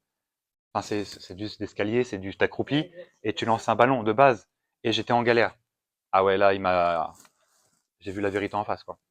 Donc elle s'assoit, il y a l'effet de halo qui est là. En plus c'est cool, en plus on parle, ça va plus vite. Quand je suis toute seule, c'est chiant, je suis toute seule. Les écouteurs, il n'y a pas personne qui me parle. Donc et, et souvent quand on commence en plus, on veut toujours mettre une séance assez costaud. Et généralement on fait vomir la personne, ça peut arriver aussi. Chez mes coachs, ça leur arrive aussi. Donc 30 plus 30 dans l'idée pour la séance. Et à la vente, oh c'est classe. Autocongratulations, c'est important. Surtout en France, hein, c'est pas les parents qui donnent confiance hein, généralement, donc c'est pas mal. Alors, au niveau de la vente, il va y avoir 5 points clés. Le langage corporel. Il faut savoir que le langage corporel, c'est 93% du langage qu'on a. 7% c'est la parole. Ça, c'est information pénale que j'ai pu voir. 7% de ce qu'on va dire, de ce qu'on va faire, c'est la parole. Et 93%, donc le plus intéressant, c'est comment mon corps va être placé. Si je suis comme ça, si je suis comme ça, ouais, je suis fermé. Bon, il y a beaucoup de coachs qui font les photos comme ça. Ne jamais faire ça. Premier point. Ils vont être comme ça, donc pas croisés. Donc généralement en plus ils vont un peu, hein, ils vont être comme ça. Ah non non ça les ménagères ça va pas kiffer. On dira ouais non je vais pas le prendre parce que ah bah c'est un coach qui se la raconte. Il va parler que de lui. Euh, non moi je veux de l'attention que sur moi parce que les gens au final en coaching ils recherchent de l'attention avant tout. Euh, Chacun est égoïste, hein, ça c'est sûr. Et surtout là, ils veulent de l'attention maximum. Donc s'ils se disent, bon là, le coach, je vais le prendre, et l'apparence qu'il me donne sur la photo sur le site Basic ou l'autre, bah, c'est un gars qui est égocentrique, je vais pas le prendre. Donc toujours là, par exemple, ça sera toujours mieux en mode super-héros que bras croisés. Ça paraît être un détail, hein, tout ce que je vous dis, mais ni bout à bout, ça n'en est pas du tout. Langage corporel, ça peut être ça peut être, voilà, si je me mets, je sais qu'il y en a qui aiment bien, moi j'aime bien être en face à face de la personne pendant le bilan, pendant la vente, mais il y a d'autres formateurs, ils disent, voilà, tu te mets à droite de la personne, ça fait plus posture d'ami, plus posture, voilà, je vais t'aider. Moi, je suis plus posture un peu bah, médecin en face à face, quoi. Mais ça joue énormément. Les mots que je vais utiliser, évidemment. Bon, ça, c'est le langage normal, mais le langage corporel, ça peut être aussi. Euh, ça, pour vous, c'est important. Quand vous énoncez le prix, la personne, vous allez laisser un blanc après l'énonce du prix et vous allez observer. Elle va faire un peu la moue, ses pieds vont être tournés vers la sortie. Bon, là, c'est qu'elle elle veut vite fuir. Donc, elle va vous dire ah, j'en parle à mon mari. Tout son langage, tout son corps montre ce qu'elle veut vraiment. Donc, il faut bah, refaire pour pouvoir déchiffrer bah, ses vraies envies. Et c'est pour ça la suite du process va être intéressante. Pareil, il faut faire vraiment la différence entre objectif social et vrai objectif. Objectif social, c'est salut Sadia, je veux perdre du poids, je veux perdre 4 kilos. C'est un objectif social qu'on dit à tout le monde. Tu vois, je vais faire une compétition physique dans 3 mois. Le fait de faire ça, moi j'ai été aussi comme Samuel, bah, tout le monde te le dit, du coup ça te pousse à vraiment, et ça te met une pression sociale pour vraiment y arriver. Enfin, moi je faisais que ça parce qu'il y a que ça qui marchait pour vraiment y arriver au bout. Donc ça c'est un objectif social, c'est l'objectif qu'on dit à tout le monde, on dit à sa copine, on dit à ses enfants, on dit à toute sa famille, on dit à tout, au boucher, au charcutier, au boulanger, à tout le monde. Mais le vrai objectif, c'est jamais celui-là. Là c'est vraiment le pic d'iceberg, là c'est la partie immergée. Le vrai objectif, bah, c'est là qu'il va falloir le déterminer. Parce que si on ne trouve pas le vrai objectif, il n'y a pas de vente. Il n'y a pas de vente. Ça, c'est une certitude. Et du coup, le vrai objectif, pour trouver le vrai objectif, il faut identifier le problème dur. Donc, pour douloureux, urgent, récurrent. Donc, c'est une douleur, soit physique, je me regarde, je suis en surpoids, euh, je mets des serviettes chez moi pour cacher les miroirs parce que je supporte plus le reflet de mon corps. Voilà. Ça peut être urgent parce que bah, ça fait 10 ans que ça traîne et que chaque année, bah, je prends de plus en plus de poids. C'est récurrent dans la vie. Bah, en fait, je peux plus jouer au foot avec mes enfants. Je peux pas faire de l'acrobranche. Je peux pas courir. Euh, je peux plus me peser parce que la balance bah, va jusqu'à 150. Je suis obligé de me peser sur. Ça peut être tout un tas de trucs. Et ça, c'est vraiment le point clé de la vente. Et généralement, pour les gens, la finalité, c'est d'être en couple, ou en tout cas, c'est d'avoir l'attention de quelqu'un d'autre. Pour la majorité des gens, la finalité, c'est vraiment ça. Ce que je veux dire, le problème dur, il est souvent associé au fait de l'attirance, de la séduction, du sexe. C'est vraiment ça. Le vrai objectif, ça sera toujours ça. Ça sera, voilà, je suis une femme de 40 ans, je m'appelle Mélanie, voilà, bah, j'ai eu 40 ans. C'est ma midlife crisis, c'est ma crise de la quarantaine, c'est ma crise de milieu de vie. Du coup, bah, je regarde le passé, j'ai tout donné à mes enfants, j'ai tout donné pour les autres. Là, vraiment, il faut que je prenne les choses en main parce que à 40 ans, je suis arrivé à la moitié de ma vie. C'est en psychologie, c'est voilà, c'est la crise, la midlife crisis, ça s'appelle. Et, euh, et là, du coup, je suis putain, mais j'ai fait tout ça pour les autres. Maintenant, il faut que je m'occupe de moi. Et souvent, bah, il y a être avec quelqu'un, souvent un divorce ou ce genre de choses-là. Et et elle se rend compte, bah, je suis divorcé, mais maintenant j'ai du bide, j'ai plus de rides, j'ai 2 enfants en plus. En plus, bah, ils vont bientôt quitter la maison, donc je vais bientôt me retrouver toute seule. Et ça, bah, ça peut être mal vécu. Ça, c'est un exemple parmi tant d'autres. Et du coup, faut que je fasse quelque chose. Parce que si je me sens comme ça, si je suis gros, je me sens grosse, bah, je retrouverai personne derrière. Et comme ma finalité et la pression sociale veut que je sois avec quelqu'un, bah, il faut que je perde du poids. Parce que le physique est important. En tout cas, c'est ce que ces personnes croient. Donc c'est souvent associé à tout ce qui est sexe, attirance, séduction, etc. Il n'y a aucun doute. Après, il y a trois objections les plus fréquentes, bah, que vous connaissez par cœur, hein, je pense. Andy aussi. Andy, il en a une quatrième. J'ai déjà investi d'autres et ça n'a pas fonctionné. Donc là, il y a 3 objections. Moi, j'ai fait un podium. Je pense que c'est trop cher, on est d'accord, c'est le top 1. Médaille d'or, all time. C'est trop cher. Faut que j'en parle à mon mari en deuxième et j'ai pas le temps. Vous avez déjà eu ça? Ouais? C'est trop cher en premier? Qui? On lève la main? C'est trop cher en premier? Ouais? Devant- Faut que j'en parle à mon mari? Xavier à fond? À fond? Ouais? Ok. Et j'ai pas le temps? Ça arrive un peu moins, mais ça arrive quand même, ça. Après, je trouve que c'est la plus facile à contrer, je trouve. Après, Oui, parce qu'ils ont fait quand même la démarche. Là, tu parles d'un bilan où les gens ils ont quand même fait la démarche de venir te voir. c'est Donc, intéressant, je vais pas rebondir sur ça. non, mais c'est Ouais, vrai. ouais, non, c'est vrai. Ils sont venus acheter, Mm, mm. tu vois. Non, c'est ça exactement. En fait, c'est ça exactement. En fait, quand il y a, de toute façon, peu importe, bah, je vais reprendre les mots de mon associé Mathieu. Quelqu'un qui paye un bilan, parce que le bilan, en faisant payant, bah, ça qualifie plus la personne, qui va payer un bilan, qui va prendre 1 heure ou un peu plus pour rester avec une personne et qui prend pas de coaching à la fin, c'est pas normal. Mathieu, mon associé, il parle de non-assistance à personne en danger. C'est-à-dire que il faut conscientiser le fait que si on laisse partir la personne, elle est venue, ça se trouve, elle va mourir après parce qu'elle est trop en surpoids, il y a diabète, il y a cholestérol, elle va avoir un cancer. Et si on la laisse partir, il faut qu'on considère que c'est non-assistance à personne en danger. Vraiment pas au niveau légal, évidemment, Mais sans qu'on sentisse ça, on fera absolument tout pour qu'elles prennent, donc on aura tous les arguments qui viendront. Et je trouve que c'est une belle métaphore parce que Mathieu, dans notre podcast, il parle d'une expérience, il a eu une personne obèse, un homme obèse, bah, il a pas pris de coaching à ses débuts, bah, peut-être qu'aujourd'hui, il est plus de ce monde. Et on a cette chose de plus que les médecins, les kinés, on peut vraiment jouer sur le corps directement et sur le fait de pas que de reprendre du poids, pas qu'il n'y a pas de rechute, etc. Et vraiment, on est la base de tout. Et non, c'est simplement en danger. Si on se met ça dans notre tête, on voit tout le monde. Voilà, je ne veux pas que tu partes sans rien prendre. C'est une question de vie ou de mort. Et la personne, de toute façon, il y a personne qui perd 1 heure de son temps ou plus et qui paye pour rien. Prends pas de coaching. C'est trop cher. Mais s'il te plaît, fais du sport. Enfin, ta vie en Ouais. dépend, quoi. Pour pas dire ta vie dépend de moi. Et en fait, ça allume des lumières quand même. Mais souvent, la France n'est pas un pays de sport.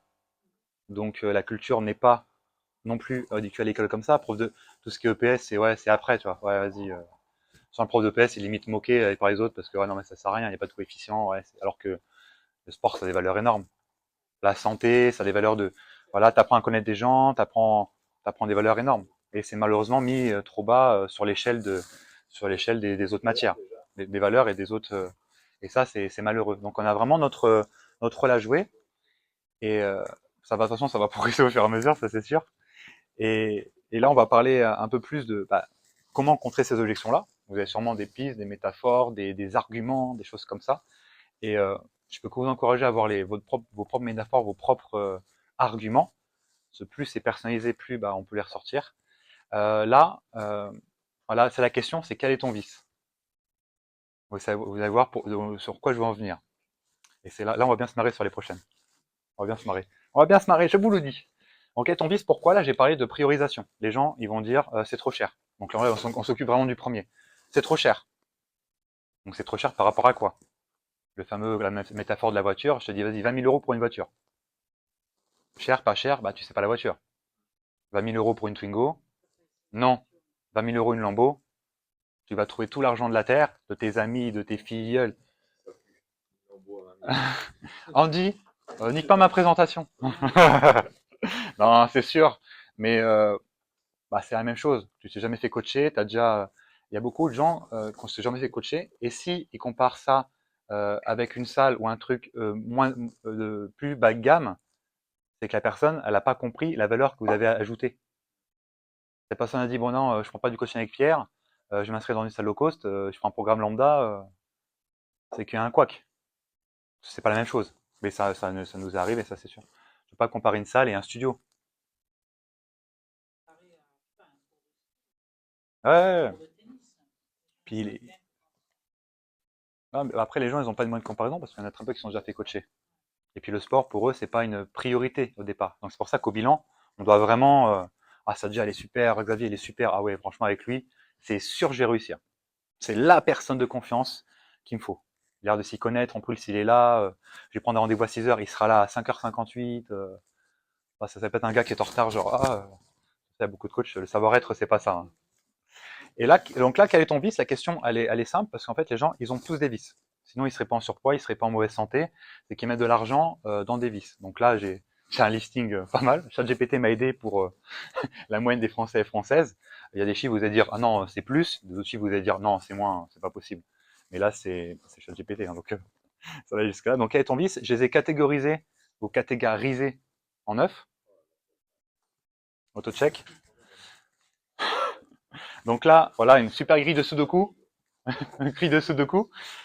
J'ai mis abonnement, tout ce qui est abonnement en général, tout ce qui est malbouffe, tout ce qui est cigarette, tout ce qui est luxe, tout ce qui est sexe, tout ce qui est drogue, tout ce qui est alcool, argent et le paraître. C'est vraiment les 9 choses où on est d'accord que ça peut être un puits financier et qui crée aussi une addiction et même une accoutumance au meilleur des cas. Donc là, les abonnements, il y a quoi comme abonnement que les gens ont? Ouais. Tinder Gold. Donc les abonnements, il y a ça en abonnement. Et souvent les gens c'est les 6. Donc j'ai mis DAZN parce que voilà, c'est la Ligue 1, c'est d'actualité. Bah, maintenant, c'est 20, c'est l'offre. Bon, mais 40, c'est encore mieux. Donc là, il y a du Prave, il y a du Nafi, il y a du Spotify, il y a des journaux magazines encore, hein, les journaux des villes. Et c'est, voilà, mis bout à bout déjà là. Et souvent, les gens, ils ont pas que les journaux, hein, ils ont tout. Là, on est déjà, bon, c'est pas le plus gros vice, on va dire. Mais ça, après, c'est un peu plus peut-être, voilà, c'est ça. C'est pour ça que j'ai pas mis la box. Ouais, c'est pour ça que j'ai pas mis la box, quoi. Donc il y a ça, la malbouffe. Il y a quoi dans la malbouffe? Pizza glace, fontaine chocolat. Donc là, c'est pareil, j'ai minimisé. J'ai mis voilà, donc là j'ai mis bah, tous les fast-food, bon Quick ça existe encore, hein, j'espère, McDo, et livraison en fait ça peut être à 50 euros par semaine, ce c'est bah, quand bah, les gens dans ces cas-là ils mettent 200 euros par mois, hein. Des fois un peu moins, des fois beaucoup plus, et bah, ça va vite. Hein. Et c'est quoi le prix moyen d'un coaching? En France, entre 200 et 300 euros par mois un coaching? Pour une séance par semaine d'une heure ou 2 fois 30, tu vois? 200 par mois, donc déjà si ils ont malbouffe, leur vie c'est la malbouffe, bah il y a déjà le quoi faire pour prendre du coaching. Santé ou malbouffe? C'est ça, bravo. Allez, vas-y, drop le mic. Cigarette. La cigarette, bon voilà, j'ai pas mis toutes les marques, hein, parce qu'en plus, je vais pas faire boycotter. Mais en termes, d'après vous, c'est quoi les Français, ils fument combien de cigarettes ou de paquets par jour vous connaissez la stat? En moyenne, un peu moins, je dirais. Ouais. C'est quoi, 20 cigarettes un paquet? Euh, ça dépend des paquets. Y a pas d'anciens fumeurs ici?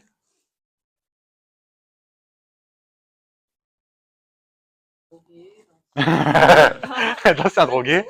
Ah là, connu du crack, c'est chez moi. La cigarette, j'ai mis demi-paquet. Un demi-paquet par jour, donc maintenant c'est 11,50 € le paquet. Ça équivaut à ça mensuellement pour un demi-paquet, et ça représente ça par an. Et là, pour un paquet, les gens, ils sont plus à un paquet par jour généralement. On trouve la somme abyssale de 345 par mois et 4140 par an. Là, bien sûr, bien sûr, bien sûr, mais après, c'est tout le but de l'argumentation pour dire non, mais transfère ce vice dans un truc mieux. Et c'est l'argent possible, hein, avec des bons arguments, ça j'ai fait maintes et maintes fois. Mais Camille 140, ça va vite, hein, un paquet par jour, et j'ai déjà rencontré des gens, ils sont à un paquet et demi, voire plus, hein, et là, bah, t'imagines après, parce qu'en plus, c'est tous les jours, donc c'est un paquet de 50. Tu mets pas un billet de 5000 one shot, parce que ça ferait pas la même chose, hein. Mais c'est hyper fort. Tout ça pour dire que voilà, la priorisation n'est pas la même chez tout le monde, et il faut conscientiser que les gens qu'on a, ils ont un vice. Il faut trouver aussi leur vice qui les plombe au niveau finance. Il y en a, ils sont à 1000 euros de découvert tous les mois. Mais t'arrives pas à 1000 euros de découvert par hasard. Ah bah, c'est encore, ah, donc c'est un euro de plus du coup. Ah bah tu vois, je suis pas à jour, donc c'est même plus, les chiffres sont plus hauts alors. Drogue aussi, c'est interdit moins 18, hein. Enfin, interdit tout court. Drogue d'après vous? Vous connaissez les prix au gramme des trucs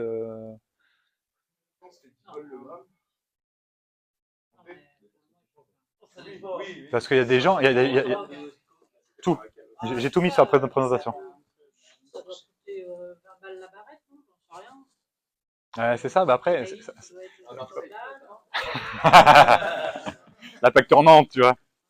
Non, c'est intéressant aussi, c'est savoir bah, combien ça coûte aussi, parce que les gens, même s'ils paraissent plus ou moins sains d'esprit, c'est pas forcément le cas. Moi, il y a une question que je posais pas. Bon après, c'est une question que je posais pas parce que dans mon monde à moi, on ne prend pas de médicaments, on ne prend pas de drogue non plus. Mais quand tu lui poses des questions, tu dis ah ouais, t'es sous antidépresseur. Tu me l'as dit, antidépresseur. Ah t'es sous Levothyrox et tout. Ah merde, ouais mais plein. Je posais pas question avant. Et je fais c'est sur Levothyrox, mais et des fois au bout du coaching, au bout de 3 mois, bah oui, je suis Levothyrox. Tu m'as pas dit, t'as pas senti que c'était important de dire au coach? Bah non. Mais c'est hormonal, c'est des trucs hyper forts. C'est pas ça que tu perds poids ou pas de. Ah bon? Parce que toi, dans ton monde, t'es persuadé que c'est tout le monde a la connaissance et le truc. Pour eux, c'est un truc obligatoire et basta, quoi. qui est assez accro au sport. Ah ouais. Des producteurs aussi. 4, 5 séances par semaine, si bien que je dis, Antonin, je ne peux pas. En fait, fois ça suffit, Mm. parce que j'avais besoin du créneau, enfin bref. Et un jour, il me dit, et en fait, je sais pas si je te l'ai dit, mais ça faisait que je le coachais. Ok. Il prenait Stéroïdes? non, oh, des trucs de rêve, des extras. Ok, Voilà. ça. Il prenait des extras tous les week-ends. Il avait son truc. En fait, à quel moment tu me le dis là? En fait, c'est un truc de fou, quoi. Hmm. C'est un mec à 50 ans. Ouais. Et il faisait pas, il faisait énormément de sport. Donc moi, par déduction, je demande si boivent, Ouais. substance. Là, ce qui m'a choqué, c'est pas ça. C'est que tu m'as dit que Antonin avait 50 ans. Là, Antonin, pour moi, c'est 50 ans, c'est pas possible. Toi, c'est deux décorrélés. C'est drôle, ça. Mais on creuse. J'avais un couple, un petit couple de 23 ans, là. Je les appelais les jet-setters. Pourquoi? Ils sont arrivés avec sac Louis Vuitton de sport. Ils n'avaient pas de cadenas. Je fais, non, non, faut même pas le mettre là. Il est tard. Mettez-le dans la voiture, quoi, les gars. Tu vois? Et la fille, elle arrive, elle fait, c'est vraiment cliché. Elle fait, ah bah je perds 3 kilos là, ça fait 2 mois je les ai, j'ai pas réussi à perdre et tout ça. Après il me parle de vacances, je fais, vous êtes en où en vacances? Et dans la tête je fais non, dites pas Cannes s'il vous plaît, pas le cliché. On a été à Cannes. Ah putain, on était à Cannes. Et en fait eux, on est au bilan, donc le bilan se passe bien. Je leur dis le prix, ils disent ouais c'est bon, c'est bon, c'est bon, t'inquiète.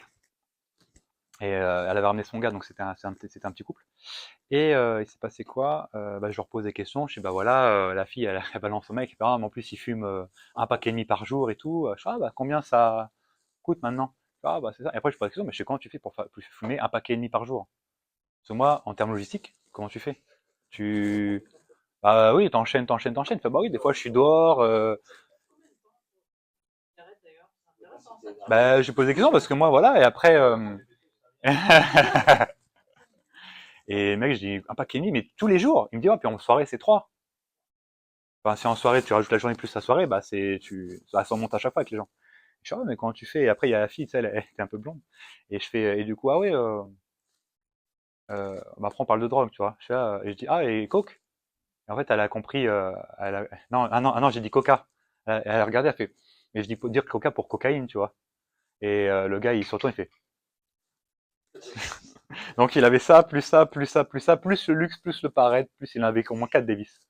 Tu vois c'était des fois c'est quelque chose. Donc au niveau bah après, il y a aussi le paraître et ils surestimaient, donc ils cramaient plus que potentiellement ils avaient. Hein. Tu sais, tu peux gagner 10 000 € et en dépenser 12 000 aussi, ça existe, hein, malheureusement. Ça, c'est... Et bah, du coup, voilà, c'était pour voilà, votre curiosité. Tous les prix, hein, c'est jamais. Hein? Oui, mais j'ai mis pour en termes de prix. Pour moi, c'est un gros truc, mais c'est remboursé, mais bon. Voilà, ça donne ça en termes de prix. Eh merde! Je transférais ce passage. Andy, il est... Ah putain, c'est... Ah oui, moi c'est. Sexe.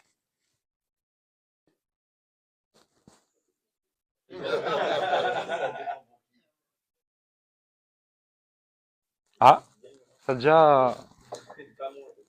Combien? Donc, qu'est-ce qu'il y a dedans? Donc, j'ai catégorisé 3 choses. Bon, je sais qu'il y aura une réaction par là, côté gauche. On me dit, oh, mais c'est gratuit. Non, ça peut être payant aussi.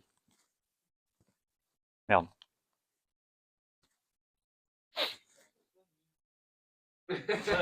Andy, tu peux expliquer? Tu peux expliquer à Sadia ce que c'est mime?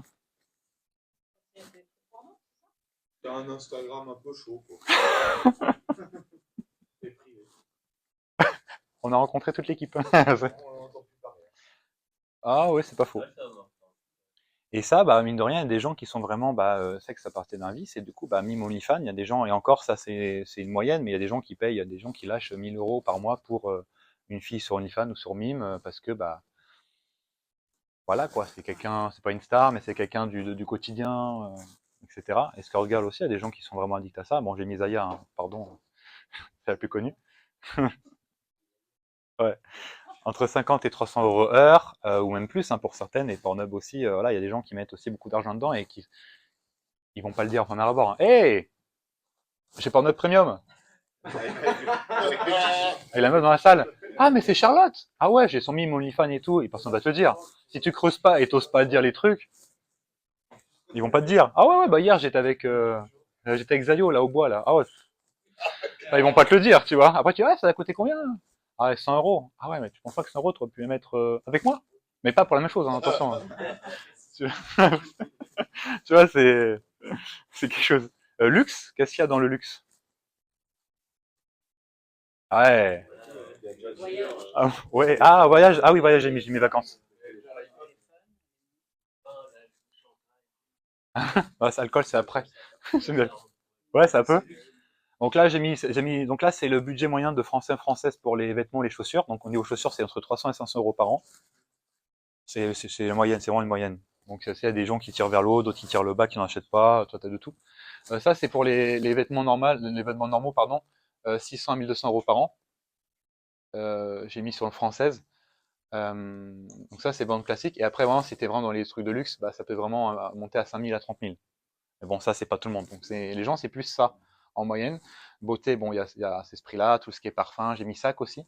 Mais sac, ça va vite, hein, c'est entre 1500 et 20 000 quand même. Quand t'es addict à ça, il y en a qui sont vraiment. J'en ai connu. Moi, c'est jamais mon truc. C'est jamais été mon truc, ça sera sûrement jamais.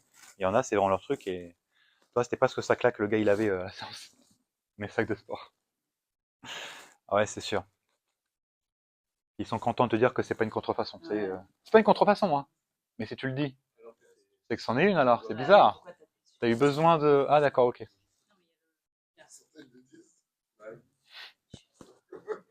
La France, la France, mon gars.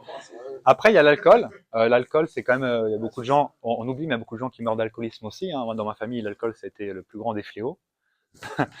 J'ai été élevé. Bon, j'ai eu quelques problèmes plus jeunes avec ça.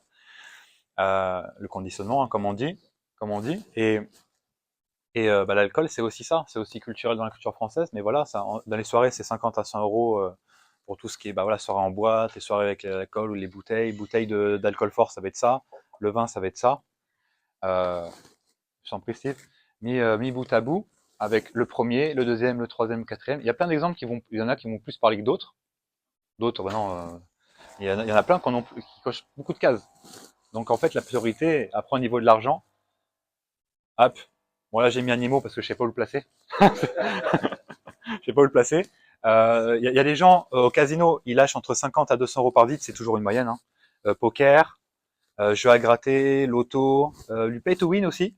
Le pay to win, c'est tu payes dans un jeu vidéo, donc là, bah, Pokémon Go dans le cas, pour progresser plus dans le jeu. Moi, j'ai une cliente, c'est elle qui a moins d'argent, elle n'a toujours pas d'argent, le coaching, c'est compliqué, elle donne vraiment le jour de son salaire et tout. Bah, en fait, en plus, elle est obèse, elle n'aime pas marcher, donc en fait, elle paye pour avoir des Pokéballs dans Pokémon Go et elle lâche des bails de même 50 euros par mois pour acheter un truc qui n'existe pas dans la vraie vie, et c'est la première à faire des économies, d'essayer de ah mais j'ai pas d'argent, machin, bah elle paye des Pokéballs dans un jeu virtuel. Quoi. Alors qu'en fait tu peux en avoir gratuit en marchant et en tournant des Pokéstop. Mais elle préfère payer parce qu'on est en marché.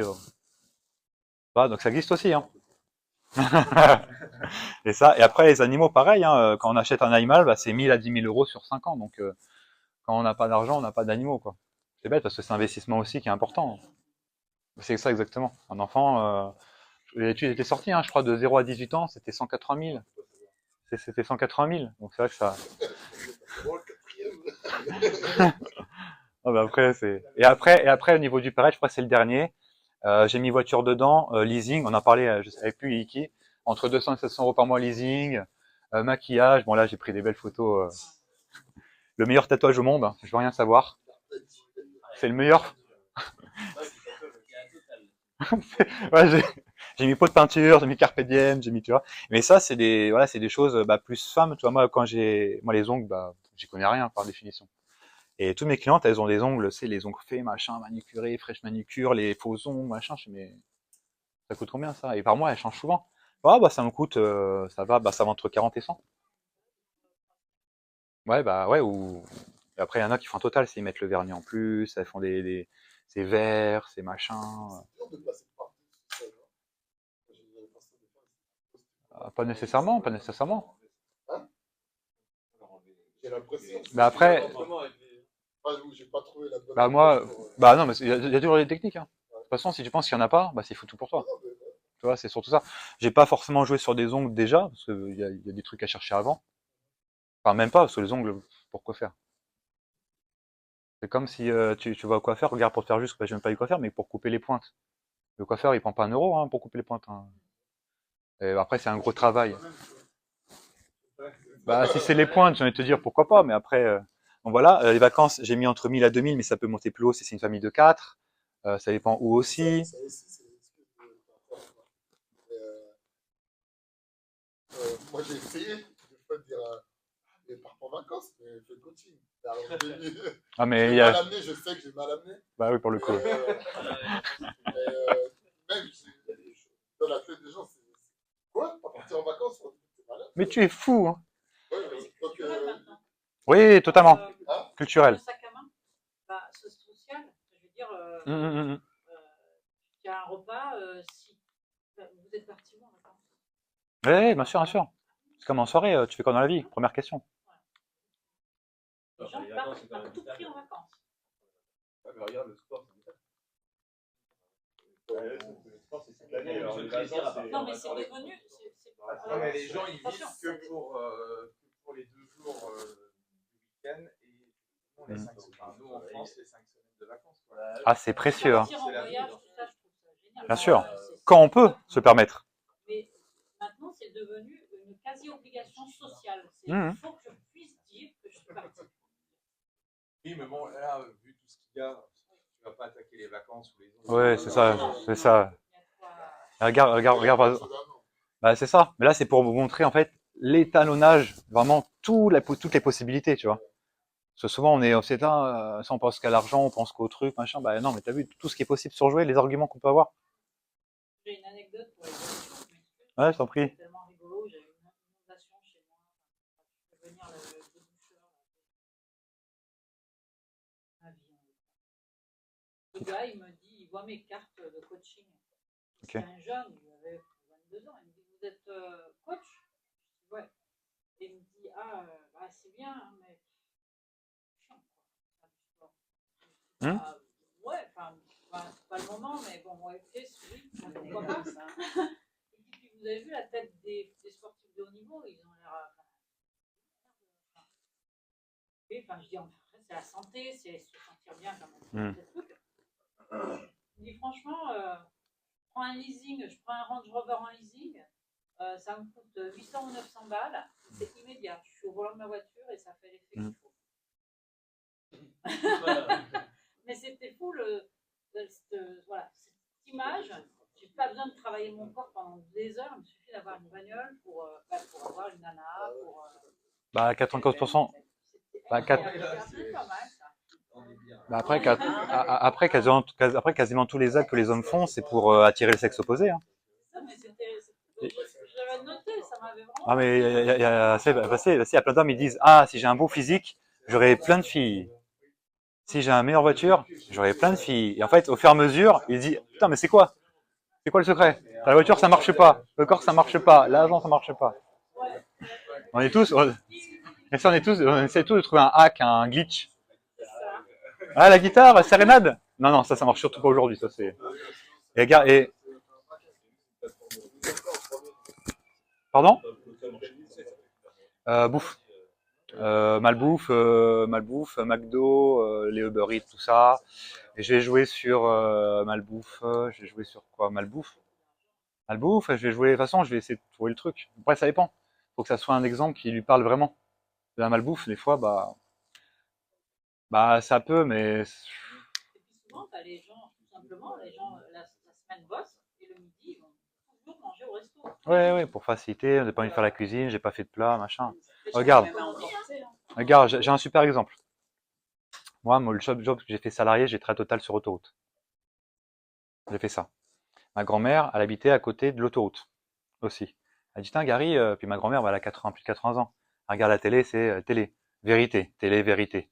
Tu vois? Elle regarde France 3, après TF1, le midi, soir, et BFM en non-stop, tu vois, limite. Tu vois, donc, ça, c'est vraiment conditionné comme ça. Elle dit, tiens, Gary, je comprends pas. La télé, elle dit, les gens, ils ont pas d'argent.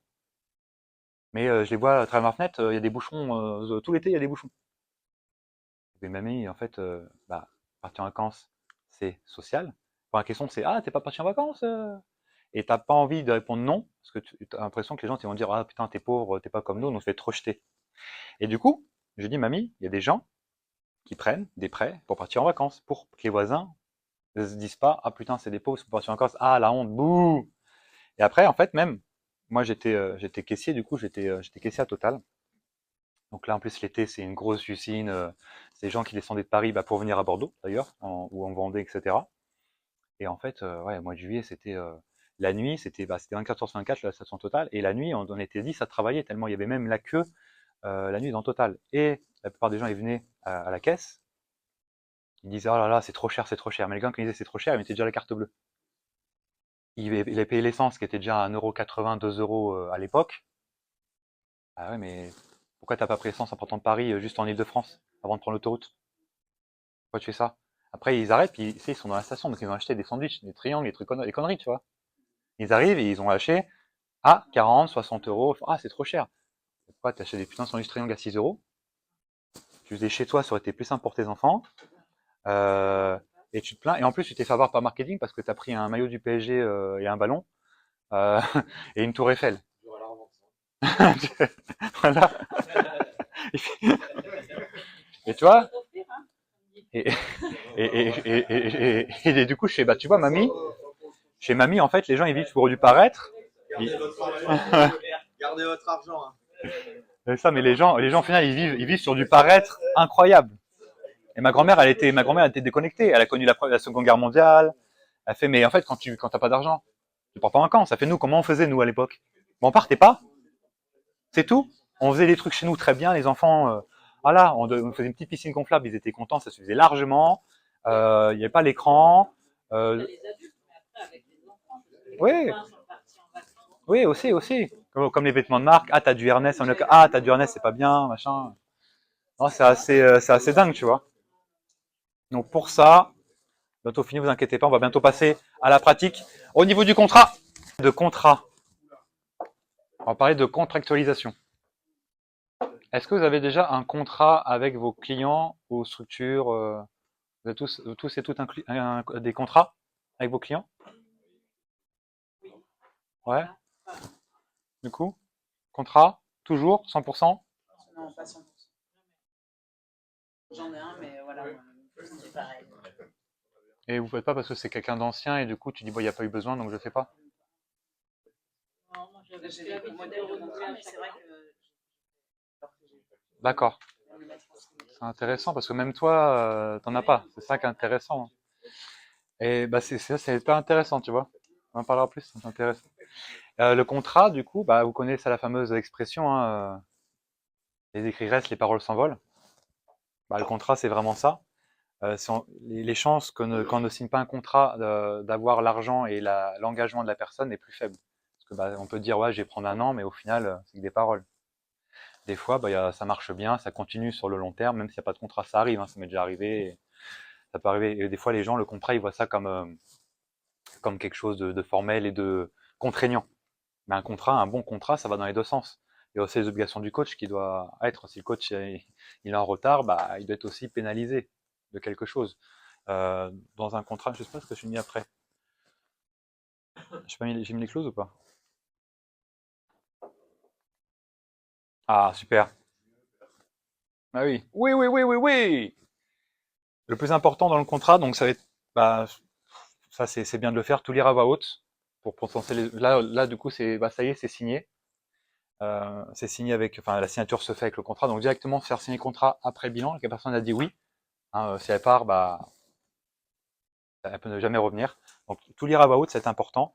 Faire signer avant de partir, faire respecter le contrat, ça aussi c'est important. Il y a beaucoup de coachs et de mes coachs aussi qui font signer un contrat, mais bah non, mais avec son enfant à chercher là, du coup bah elle est pas venue. Ah, mais dans le contrat, la clause stipule qu'il faut prévenir 24-48 heures à l'avance. Ouais, mais ses enfants, tu comprends. Oui, mais c'est ça, puis après c'est la main, puis après c'est l'épaule, etc. C'est ça en vrai. L'être humain est fait ainsi. C'est bien de rajouter aussi, je ne sais pas si vous avez, mais une clause de conciliateur de justice, de tribunal de commerce, tribunal de ça, parce que là, si le contrat n'est pas respecté, et si c'est pas votre tort, si vous avez vraiment tout fait bien comme il faut, bah, il existe ce conciliateur de justice en France qui permet gratuitement de se faire bah, concilier, si on peut dire, de se faire concilier, et ça c'est pas mal parce que c'est gratuit dans les mairies. Moi j'ai déjà fait par rapport à un de mes coachs qui a pas été au bout de son engagement et qui me devait de l'argent. Bah, j'étais dans la mairie de ma ville, conciliateur, et il a eu une lettre recommandée, il a dû venir, puis il a dû dire, bah voilà, non, je m'engage à payer 10 mois, 10 mensualités de tant d'euros. Et ça m'a coûté 0 € de faire ça. Après, bien sûr, il peut, ça c'est quelque chose qu'on connaît pas, je me suis beaucoup renseigné, et ça c'est même beaucoup d'entraîneurs ne connaissent pas, et bah, c'est gratuit. On pense toujours, ah, avocat, huissier, machin, bah, il y a d'abord ça à faire, et c'est gratuit, et généralement, si la personne est relativement honnête, ça suffit. Parce qu'aujourd'hui, on vit dans un monde où, moi, j'avais un conflit avec un coach de 45 ans. Et moi, à cette époque, dans ma tête, dans mon monde, quelqu'un qui est plus vieux que moi est meilleur que moi. Il sait plus de choses que moi. Donc, quelqu'un qui ne fait pas ce genre de choses. En fait, si. Si, ça arrive aussi. Dans le contrat, ce qui est bien à avoir comme clause, bah, ça va être le premier article. Bon, maintenant, il y a ChatGPT qui peut vous améliorer le contrat de fou. Moi, j'ai tout amélioré mon contrat avec ChatGPT, avec la base que j'avais. Et donc, bah, c'est bien mettre le montant total de mettre le montant total et la durée d'engagement. Les mensualités, ça va être pris comment? Prélèvement SEPA, prélèvement Stripe, PayPal, ça va être du cash. Bon, c'est pas ce que je vous conseille le plus parce que du cash, c'est de l'argent qui n'existe pas si on ne met pas en banque. Donc, si après vous l'avez un prêt, bah, c'est de l'argent qui n'existe pas. Il va avoir ça, il va avoir le concert de justice. Enfin, il va avoir les droits à l'image aussi. Le droit à l'image, c'est l'article, la clause qui peut poser plus de problèmes pour la signature du contrat.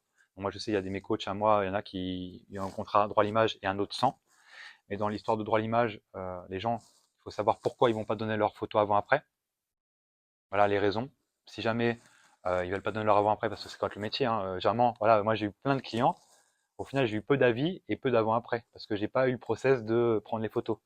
Moi, j'imagine Kevin, imagine, tu as eu 200 clients depuis le départ et tu as 4 avant-après. Tu vois? Et ça, c'est tous les coachs, c'est à peu près, bon, c'est pas la même notion, mais c'est la même, plus ou moins le même rapport. Parce que, ah non, mais je vais pas donner ma tête, je veux pas qu'un tel me reconnaisse. Non, mais t'es pas une star déjà. Il y a très peu de gens qui vont te reconnaître. Ouais, c'est ce que j'aurais dit, hein. T'es pas une star. Et de toute façon, après, tu dis, bah écoute, ta tête ne sera pas, je peux couper ta tête, je peux te guillotiner si tu veux, tu vois, et je peux te rendre anonyme. Mais le but, en fait, c'est de pouvoir montrer mon travail aux autres, et toi, bah, tu vas pouvoir parler, la transformation, tu vas voir après, peut parler à une femme de 40 ans qui était dans ton même schéma. Est-ce que tu n'as pas envie qu'une autre personne qui était dans ton cas au départ puisse voir le travail que je fais et venir en coaching avec moi? Pareil, trouver les bons arguments, et après, personne va dire, oh bah oui, je vais mettre ma tête, tu pourras même me taguer sur le réseau social où tu vas les publier. Comme ça, personne pourra éventuellement me poser des questions, comment c'était le coaching, combien, etc. Et ça, c'est quelque chose qu'on fait pas souvent. Donc dans le contrat, il va voir ça, il va voir quoi d'autre. Bah, c'est plus important. Après, ouais, tout ce qui est retard et absence. Voilà, faut vraiment quantifier et avoir une politique assez stricte sur ça. Si c'est voilà, tu dois prévenir 24 heures à l'avance minimum pour enlever une séance, l'annuler, la reporter, bah, c'est 24. Parce que voilà, si au bout de 12, tu acceptes, bah, peut-être la prochaine fois, ça sera au bout de 6 heures. Et du coup, tu feras, ouais, mais en fait, tu te rappelles la dernière fois, tu m'as pas fait payer la séance alors que j'ai fait 12 heures à l'avance au lieu de 24. Et du coup, le contrat, bah, il devient caduc en final. Et le contrat, il sert vraiment à protéger les deux parties. Quand tu vas pas à la séance. Bah, bah, c'est la même chose. La même chose. Dans le contrat, bah, il y a quand même X séances dans le pack, ou dans la mensualité. Donc la personne, le coach doit s'engager à être là, il doit être et même, j'ai une clause aussi, comme quoi le coach doit prévenir quand il va en vacances. Mais assez à l'avance. Tu dis pas 2 jours avant. Ouais, bah, au final, je pars pendant 10 jours là. Et puis souvent, en fait, quand tu fais ce genre de choses, bah, les gens, c'est l'effet miroir. Ils vont faire exactement la même chose la prochaine fois. Si toi, tu es en retard 5 minutes, bah, ils seront en retard 5 minutes parce que du coup, il y a la dette. Tu vois? Ils vont se dire, bah là, il y a la dette morale, il y a la dette de temps. Bah, écoute, tu as été en retard 5 minutes, donc la prochaine fois, tu seras en retard de 5 minutes. Et pour ça, pour les vacances, c'est pareil. Ou pour, c'est pas une question de carnet de sens pour le coup. Ça dépend comment on parle les trucs, mais en tout cas, il faut vraiment être strict dans son truc parce que dès qu'on respecte pas le truc, c'est terminé, quoi. Ça va être compliqué. Il faut toujours se mettre en question, est-ce que c'est la personne qui est vraiment mauvaise ou est-ce que c'est moi qui a fait des erreurs? J'ai des coachs qui me contactent à moi ou pas à moi et ils me disent ah bah Gary, j'ai rencontré un gars j'ai signé un gars 1 an, mais au bout de 3 mois il a arrêté. Je fais mais est-ce que tu as été en retard? Parce que le mec il me dit ah qu'est-ce que je peux faire? Vas-y, conciliateur de justice. Ouais, mais est-ce que tu as été en retard? Oui, une fois. Combien de temps? 15 minutes. Ah, tu t'as prévenu? Oui, mais d'accord. T'as été absent? Vous un lapin? Oui, une fois, je me suis pas réveillé parce que j'étais sorti en boîte et tout ça. Est-ce que tu penses, est-ce que, je vous pose la question, je fais, est-ce que, tu veux aller concert de justice et ternir ton image? Ou est-ce que, au final, tu dis c'est ta faute, j'ai appris la leçon, a eu un prix, ça t'a coûté 1000 ou 2000, 3000 euros la leçon. Mais au moins, tu la referas pas. Qu'est-ce qu'on fait? Conciliateur, ça va prendre quand même un peu de temps, etc. Ou on dit, vas-y, c'est bon, j'ai compris mon erreur, je passe à autre chose. Et bon, en termes d'énergie, ça sera mieux la numéro 2. C'est le temps que tu fasses, le temps que tu perds à faire les trucs, voilà, ça sert à rien. Par exemple, tu vois, il y a du coaching sauvage parfois dans les basic fit. Bah, si tu te préoccupes du coaching sauvage, genre, vas-y, bah, tu deviens mauvais, tu deviens plus positif, et tu penses qu'à ça, et du coup, tu t'occupes pas de la rentrée d'argent. Quand j'ai commencé, je m'occupais du coaching sauvage, en mode, ah, vas-y, je vais l'attraper, je vais faire la peau, je vais faire la fête. Mais au final, bah non, l'énergie négative, faut pas y aller. Donc voilà par rapport à ça. Le contrat, mais c'est important d'en avoir, mais parce que ça vraiment, ça sécurise. En cas de pépin, bah, il y a une preuve écrite, signée et paraphée, comme quoi il y a un lien entre vous et vos clients. Donc un cas de pépin, voilà, CQFD, merci, au revoir. Ça peut être aussi signé électroniquement, il y a des YouSign, DocuSign, choses comme ça, qui sont comment dire, qui sont legit, donc qui sont légales, avec les dates, etc. Donc tout ce qui est DocuSign, ça peut être aussi pas mal pour l'automatisation de la ceinture des contrats.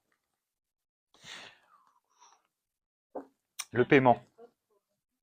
Pardon? Ah, ah, Ouais, Pierre, on avait mis un modèle. ah, moi là, ouais, j'ai. Au final, j'ai récupéré celui de Gary qui est mieux, parce que en fait, moi j'ai appelé un avocat pour éventuellement voir pour le faire, ce qui après en avoir parlé avec Gary n'est pas la meilleure option, parce que j'ai payé 1000 balles ou plus pour avoir un contrat qui au final, s'ils veulent le pas payer, paieront pas parce que ça me prendra plus d'énergie, de temps, d'argent pour les mettre Ah, pour faire un choix. Il Y a pas de QR code pour le contrat? C'est pas con, j'ai pas pensé.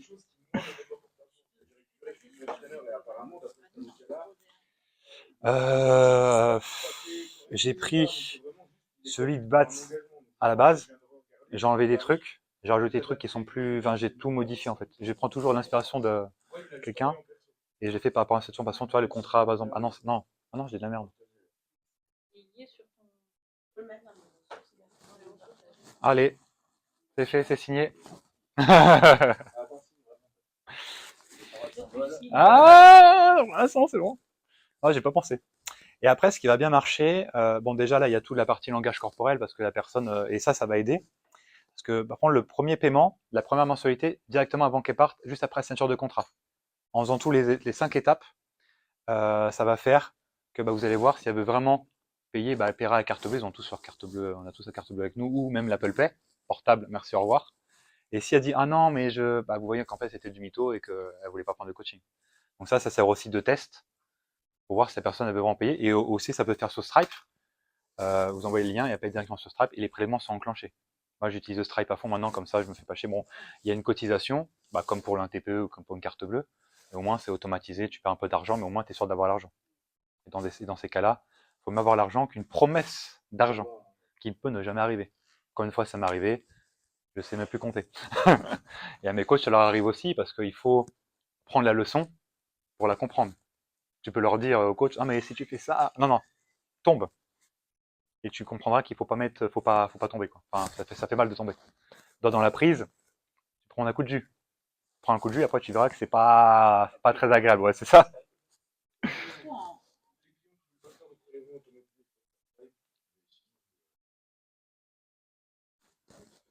Alors, tu vois, je me suis anticipé moi-même.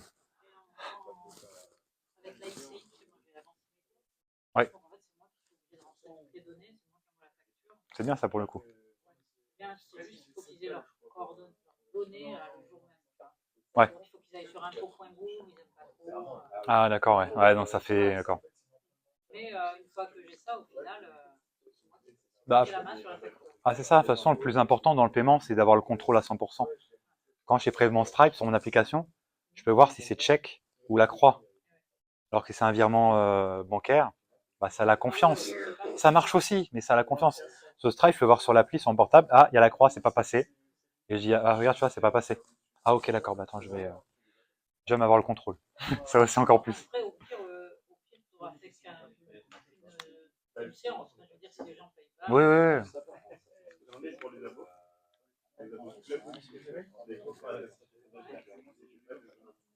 Et Du coup, en plus, ce qui est bien dans ça, c'est à la fois on a plus de contrôle sur on peut voir directement sur Stripe si c'est passé ou pas, et les gens, bah, de plus en plus, comme je disais en préambule, en introduction de cette conf, bah, c'est que les gens, l'argent en France, c'est tabou. Donc ils vont c'est mieux de pas faire de transfert d'argent comme ça. Et quand c'est un prélèvement, ils n'ont pas besoin d'y penser. Du coup, bah il n'y a pas d'argent, c'est comme si c'est en automatique. Donc il n'y a pas vas-y tiens 50 euros, tiens. J'avais un mec à l'époque, il me donnait de l'argent en liquide. Il était comme ça, il était tellement, il était comme ça, il faisait vas-y. De toute façon que c'était un deal, et il allait prendre de la bœuf, quoi, tu vois. Et en fait, les gens ils sont tabous avec l'argent, donc ils préfèrent comme ça en prélèvement et genre ça se voit pas, c'est mieux aussi en termes psychologiques. Bah c'est ça. Puis même, bah c'est ça, tu vois ce que tu perds, c'est ça, tu vois ce que tu perds, c'est ça. Et en plus, pour le liquide, tu dois le chercher au distributeur. Donc tu dois faire un geste, machin. Et les gens, ils sont, les gens de toute façon, faut vraiment les assister de bout en bout. Il y a une leçon à apprendre de cette conf, c'est vraiment les emmener par la main pour vraiment, voilà, chaque petit truc qui n'est pas fait, c'est une perdition à la fin.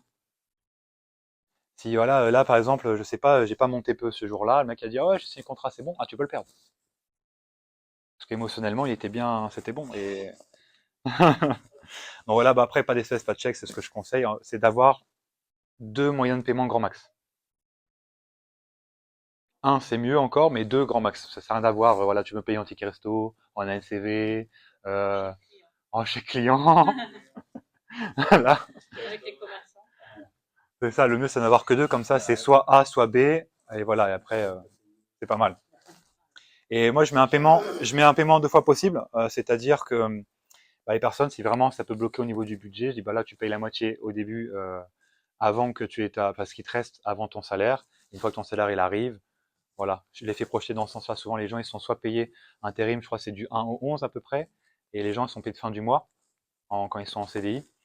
Et bah suivant les jours où ça tombe le bilan et qu'ils passent à l'action, je leur dis bah voilà, vous payez la moitié là, et ça passera après fond. Ah oui, j'ai pas pensé comme ça. Ok, bah parfait.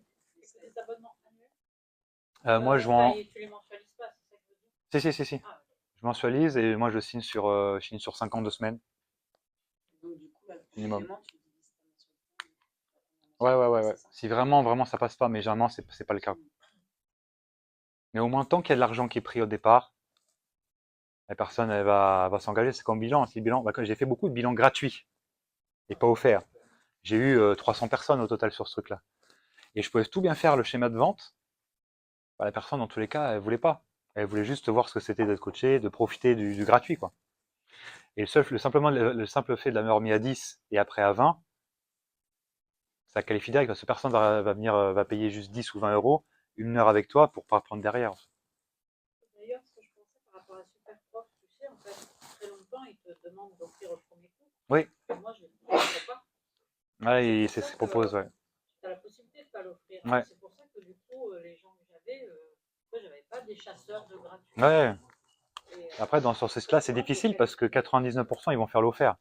Donc toi, tu es quasiment obligé soit bah faut du différencier, soit en fait c'est ça que j'ai pas dit tout à l'heure, mais c'est quand tu es sur un site plateforme comme ça, bah ça tire le prix vers le bas et la guerre des prix, quoi. Parce que les mecs ils supposent moi ce que j'aimais pas c'est que tu étais en conflit, tu étais avec c'est juste en dessous de toi, tu avais un gars bah, c'était ah oui, c'est sûr. C'est sûr. Ah, t'as raison. Steve, ah ça c'est un QR code quand je fais une vente, je me sens comme ça. Et ça si c'est pour toi là. C'est que pour toi. Hein. Il a pris son portable direct. Pardon,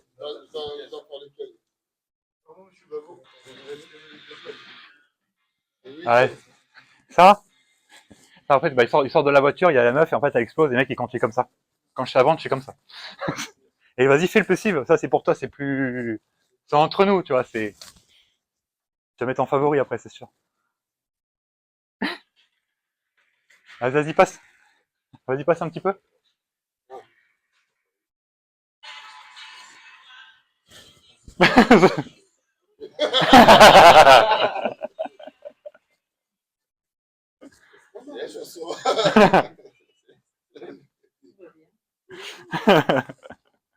Alors, jeu de rôle.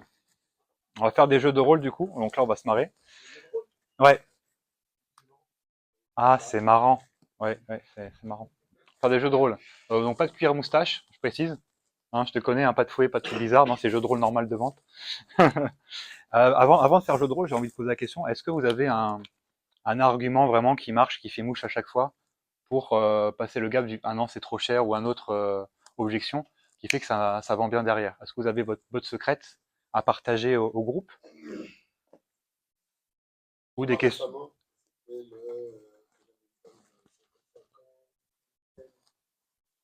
il dit, elle a 4 enfants, mais tu te vois jouer avec tes petits-enfants Hmm. dans 10 ans. Je pense que j'ai l'impression dans sa tête, j'ai un bug, quoi. Je dis, mais tu vois jouer avec eux, enfin, comme ça. Et puis, Ok. la projeter. Ah, la projection, ouais. La projection, c'est pas mal. C'est très très bien. Tu peux optimiser en fermant les yeux. En fermant les yeux, tu vois plus. Tu peux optimiser en faisant ça et ça sera encore plus fort. D'autres petits boss secrets, la petite boss secrète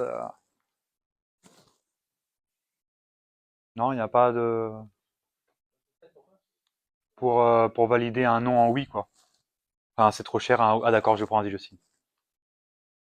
Un argument, une métaphore, une astuce.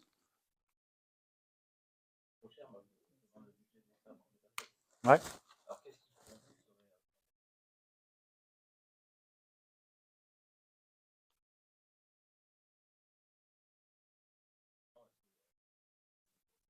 Hmm.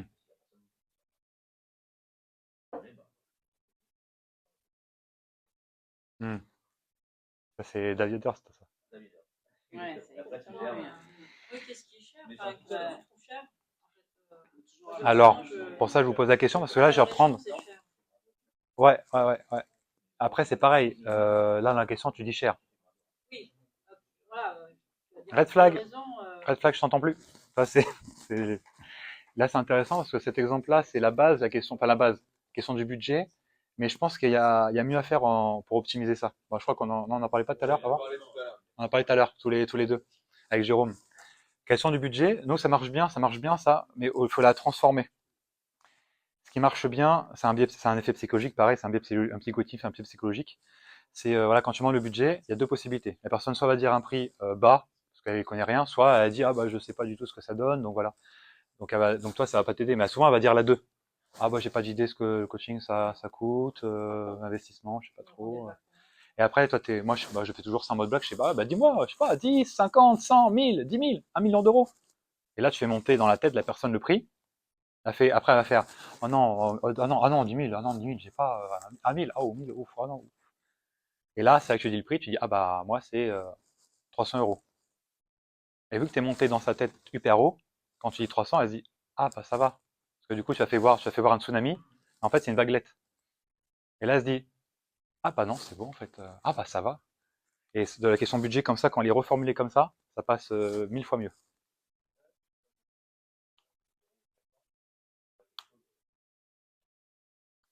Ouais, mais si tu oses vraiment les prix, si tu oses vraiment les prix de la comparaison, tu vendras plus.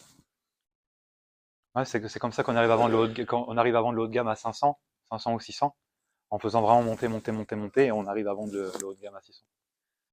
Parce que c'est des prix totalement arbitraires. T'imagines bien que c'est pas 1 million d'euros par mois. Mais dans sa tête, ça fait quand même l'effet. Donc ça, c'est pas mal, ça marche bien, le budget. Ça marche bien le budget, il peut y avoir quoi après, ça peut être des métaphores. Vous avez d'autres astuces, d'autres choses? Benjamin, Pierre? Enfin, tu essaies de voir ce que tu as peut-être raté dans Ouais, ses envies. ouais. Voilà. Hmm. Tu reformules, quoi. Tu reformules, tu reprends les mots, tu dis bah, je dis que c'est trop cher, mais tu m'as dit que tes enfants, t'as peur de pas les voir grandir. Xavier, c'est le roi, lui, c'est fait pleurer tout le monde, lui. Ouais, c'est ça. Je pense que les gens sont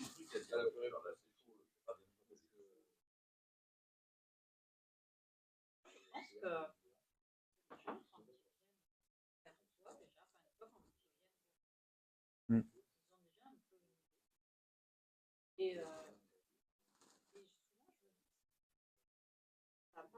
marché maintenant aussi. Ouais, ça peut être pris en considération, mais des fois, c'est maintenant la manière. Moi, j'aime bien les trucs où il y a du travail derrière. C'est-à-dire que s'ils t'aiment pas, ou je sais pas, il y a un truc qui n'est pas fait, bah, tu peux pas vraiment le changer, quoi. Et souvent, c'est pas, bon, on peut avoir n'importe qui en vrai en coaching. Ouais, ouais, ouais. Tu vois, par exemple, moi, la personne que j'ai fait Ouais, tellement versée qu'après, elle était plus dans l'entretien. d'accord. C'est aussi qu'elle elle avait besoin de. Ah, donc ça a été un peu trop fort, du coup, d'accord. Non, mais ce que tu lui as demandé, c'est quoi que tu ressens là? Ouais, bah, elle me dit, T'étais plutôt spectateur qu'acteur dans ces cas-là. T'as été un peu troublé qu'elle pleure. ouais, bah non. Bah, moi, c'est la première fois que je faisais pleurer quelqu'un en concert. Ah oui, d'accord. Il est des nôtres. Il a fait sa propre. Je me suis dit, merde, j'ai peut-être appuyé un peu fort. Ah, c'est pour ça alors, parce que t'as été plus spectateur qu'acteur. Quand la personne a pleuré, faut vraiment être acteur et voilà, qu'est-ce que t'as ressenti, qu'est-ce qui t'a fait pleurer, après tu rassures. Voilà, c'est un peu dur, mais ouais. Non, il faut que tu finisses le truc, quoi. Ouais, ouais, faut pas. Le, Le, le coup de grâce ou le coup de graisse. Ouais, ça, j'ai pas su faire. Tu vois, moi, j'ai bloqué là, tu vois. C'est normal, ça arrive, ça arrive. Non, mais après, c'est pas grave, hein. Nathalie, vous pouvez pas rester comme ça. Moi, c'est mon métier. Ah, vous pouvez pas rester. Ah ouais. En fait, quand tu comprends que toi, tu as un impact significatif dans sa vie, ben voilà. Je peux pas, Moi, si je vous laisse. je fais ce métier pour aider des personnes comme vous, quoi, qui sont en souffrance. Hmm. Oui, puis tu peux lui donner des exemples en disant, bah, tiens, arrivé de. Parce que c'était quoi la fin de l'entretien? Et ben, au final, donc, bah, après, quand elle a commencé à pleurer, etc., donc, je lui ai proposé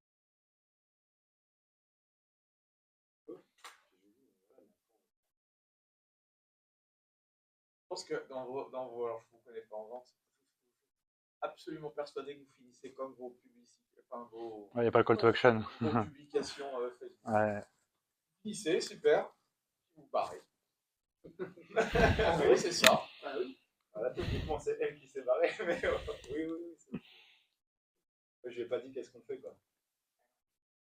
Oui, parce que tu avais peur d'une réponse ou t'as perçu. Enfin, tu vois, t'as pas osé, quoi. Moi, du Mais coup, c'est difficile. Et moi, je ne parle jamais de prix, je prends un rendez-vous en fait. Je n'ai même pas parlé Oui. de prix. Je prends un rendez-vous. Vous avez votre agenda? Allez, hop, on démarre. Première séance. Ah ouais, ok.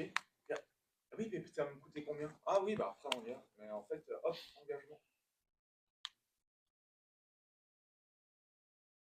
Ah ouais, tu verras plus tard. Surprise! Tu verras quand tu recevras la facture. Il n'y a pas de. Et ça, faut vraiment être osé, puis il faut vraiment dominer la partie de vente, en fait. Faut pas. Ah, tu vois, moi déjà, le fait de la faire pleurer, vu que ça m'était jamais Oui, arrivé. ça t'a troublé, c'est normal. Ouais, c'est compréhensible. Je me suis dit, merde, bah, alors, c'était le but aussi. Je me suis dit, je vais essayer d'appuyer un peu plus, parce que je suis trop gentil dans Ouais. les gens. Je me suis dit, bon, ouais, ok, je prends le contre-pied. Ouais. J'essaie un peu plus, dans l'urgence, quoi, faire sortir vraiment le problème. J'ai bien réussi à le faire sortir, mais après, c'est. Titre. Okay, qu'est-ce que je fais après? Qu'est-ce que je fais après? Et puis hop, rendez-vous. Et c'est là et là, c'est là que tu sors, je peux pas vous laisser, parce que si je vous laisse partir, c'est non-assistance à personne en danger. La femme a fait, ah, d'accord, c'est vrai. Pas diabète, cholestérol. Et la femme, tu sors ce terme-là, va dire, ah ouais.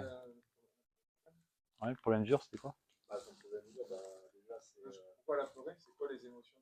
Bah, en fait, si tu veux, donc, je fais le bilan, j'avais plein d'indicateurs de santé cardio qui étaient complets, quoi. Tu vas mourir, quoi. Oui, c'est, bah, je ne l'ai pas dit, mais oui, je lui ai fait imaginer que. En fait, elle a un gamin de 9 ans, je lui ai dit, bah, imaginez que vous allez pouvoir profiter pleinement de voir vos petits-enfants plus tard, etc. C'est ça. Appuyer sur Ah, là, attention, quand les gens ont des enfants, tu appuies sur les enfants. Là-dessus, c'est un peu humain, voilà. Donc, Ouais. oui, non, mais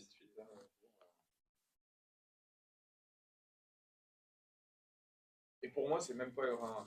Ouais, le business, c'est pas une question. C'est pas un problème de vente que vous avez. C'est vraiment Oser y aller, quoi. Mais moi, je me suis senti salaud, tu vois, de la faire pleurer pour ça. Bah oui. Voilà, qu'on mette mes enfants. Oui, oui, oui. Attends, c'est peut-être son gamin qui va lui sans elle, quoi, tu vois. Enfin, Et puis c'est surtout le professionnel.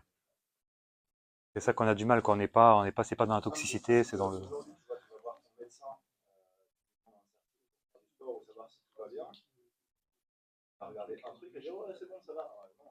Une personne qui est obèse, il va lui prendre attention, il va dire, non, mais ça va. Non, ça va pas, en fait. Personne qui te le dit aujourd'hui. Je te dis ça, je le fais avec, du coup, mais avec les coachs, par contre, je le fais pas.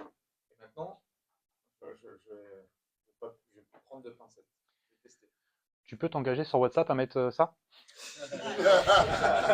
Moi, j'ai hâte de Non, mais tu vois, au et, Fitex, là, il y a un Fitex, un coach. on prend Avec plein les la yeux gueule. révulsés, là. Et du coup, tu vois, vendredi matin, j'ai ma réunion de business avec le chef d'entreprise, je leur raconte du coup l'entretien de la veille, je leur dis, bah voilà, ça s'est passé, etc. Et j'en ai plein. Ah ouais, mais attends, ça fait peur, hein, ça donne pas envie de venir te voir. Et du coup, la semaine prochaine, je vais leur dire, j'ai entendu que vous n'avez pas envie de venir me voir parce que vous avez peur du résultat et de vous mettre face à vos responsabilités. Ou parce que, voilà, parce que vous ne Hmm.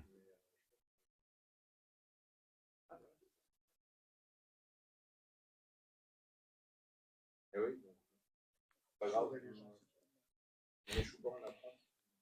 Ouais, moi, je suis à 50% de pleurs par bilan. 50% de pleurs par bilan. Une personne sur deux. Ah, du coup, Ah ouais. Moi, si ça pleure pas, je l'apprécie pas. et pas émotif. Enfin, c'est des personnes en vraiment surpoids, c'est pas trop compliqué. T'es en train de rabaisser mon niveau non, de. mais C'est en ce que fait, t'es en train de dire. c'est une nouvelle fois, c'est. Ah, j'ai de tout, mais C'est toujours le ouais. truc, c'est que plus tu as des personnes, plus tu cibles des personnes qui ont Ouais. des problèmes qui sont profonds. Ben voilà, hein, ils brassent la merde tous les jours. Donc forcément, si quelqu'un lui dit, mais Faire les lacets, c'est compliqué. explique-moi, Hmm. qu'est-ce que tu fais? T'attends quoi? T'attends Et en fait, là où tu crois que t'es un salaud de dire ça parce que voilà, on a d'autres faiblesses, c'est plutôt une aide, quoi. Elle te remerciera dans 6 à 12 mois, quoi. encore Et une fois, sinon, même si elle signe pas avec toi, ça- Je vais avoir la salle. il faut que tu l'alertes, quoi. Dire, bon, toi, vraiment, ok, je peux comprendre, c'est pas ton budget, ça peut, mais s'il te plaît. Il y a un truc que j'aime bien faire aussi, c'est sortir les statistiques Basic Fit. Ah oui, après 3 mois. Même pas. C'est très simple. Voilà. Je joue avec elle, avec la personne. Bon, c'est une femme souvent. Voilà. Est-ce que tu sais combien d'adhérents inscrits à la salle ici? Ah bah je sais pas. Devine. Ah, 500, 1000. Après je suis comme ça, je suis mon acteur, c'est presque ça. 5000. Ah, c'est vrai? Ah, 5000. Est-ce que tu sais combien le pourcentage de personnes viennent véritablement? Ah bah je sais pas, je ne donne pas de savoir, dis un chiffre, on s'en fiche, parce que les femmes, c'est toujours. On dit ah, 30, 50%, 9%. Est-ce que tu as envie de faire partir des 91 qui ne viennent pas? Parce que tu feras partie de cela. Ah oui, c'est vrai. Ouais, qui viennent vraiment ces taux de pénétration. Ça Et veut dire quoi, venir au moins une fois par semaine ou, venir tout court, il y en a qui ont la carte et qui l'ont acheté, ils viennent jamais. Et vu que le prix de la salle est relativement bas, bah ça fait pas d'impact véritablement, tu vois. Dans le mien, il y a 5000 membres, 5000 inscrits, 5000 cartes. Donc il y a même plus d'inscrits, il y a plus de personnes qui viennent. Enfin, plus de personnes inscrites. Indicateur, tu peux savoir dans les nouvelles salles parce que les numéros de cartes, les 4 derniers chiffres, en fait, c'est le nombre d'inscrits depuis le départ. Donc un chez Réo, vu que c'est une salle qui a 1 an, c'est ça? Tu prends le numéro. Bah, en fait, ça dépend. Moi, j'ai un club à Orléans, il y a marqué 14 000. Il n'y a plus 14 000, mais il y a eu 14 000 depuis le départ. oui. Ah, mais membre actif, justement, membre actif, bah, ça dépend, vu que c'est les basiques, en plus, ça vient de partout. Pas les gars d'accueil, mais partenaires, tu peux savoir le nombre de passages par jour. Quand tu demandes aux gars. Ah bah non, RGPD, tu peux pas. C'est interdit, ça, par la loi française, c'est interdit. Mais tu peux demander au partenaire manager le nombre de passages par jour. Il a cette statistique-là. Et quand nous, on prendra un club avec Andy, il y aura toujours, ah bah il y a tant de passages là, c'est un bon club. Ok, d'accord. Et je fais j'envoie ça. La personne, elle se dit direct, bah oui, je ferai partie des 91, en fait, j'ai ma carte et je me mets dans le huc, quoi, tu vois. Et après, je dis, bah en fait, tu vois, je sors la métaphore, je dis, voilà, quand c'est une femme, je fais cette métaphore, je dis, bah écoute, voilà, t'as payé ton accès au garage, ton corps, c'est la voiture, et là, il y a toutes les machines, c'est des outils. Est-ce que demain, t'as loué un garage, il y a tous les outils à disponibilité. Est-ce que tu penses que ta voiture, elle sera réparée? Et la plupart dit, ah bah non, je sais pas faire. Bah oui, et même si tu touches à ta voiture avec des mauvais outils, tu fais des trucs, tu peux même endommager encore plus ta voiture qu'à la base. Et ces métaphores, ça marche pas mal avec femmes parce que bah, souvent c'est cliché, mais la mécanique, c'est pas forcément leur truc. Et du coup, elles disent, ah putain, la métaphore, ça prend bien. Et derrière, bah, ah ouais, ouais, il me faut quelqu'un, quoi, c'est sûr. Et après, tu leur montres que les séances, elles sont pas chiantes. Les séances passent plus vite parce que tu es avec quelqu'un qui te parle. C'est pas une demi-heure de leg extension, tu vois, c'est une demi-heure où, ah bah alors, du coup, ce week-end, c'était bien le feu d'artifice. Ah ouais, c'était bien le feu d'artifice. Ça a duré combien de temps? Ah ouais. Et du coup, t'as chanté merci pour les impôts? Non, t'as pas chanté ça? Toi, et à partir de là, tu fais les métaphores et tout, et ça passe bien, quoi. Parce que les gens, ils sont pas au courant de ces stats, et c'est toujours l'effet waouh! Au début, il y a non, moi je fais comme ça, puis après, si, j'étais comme ça.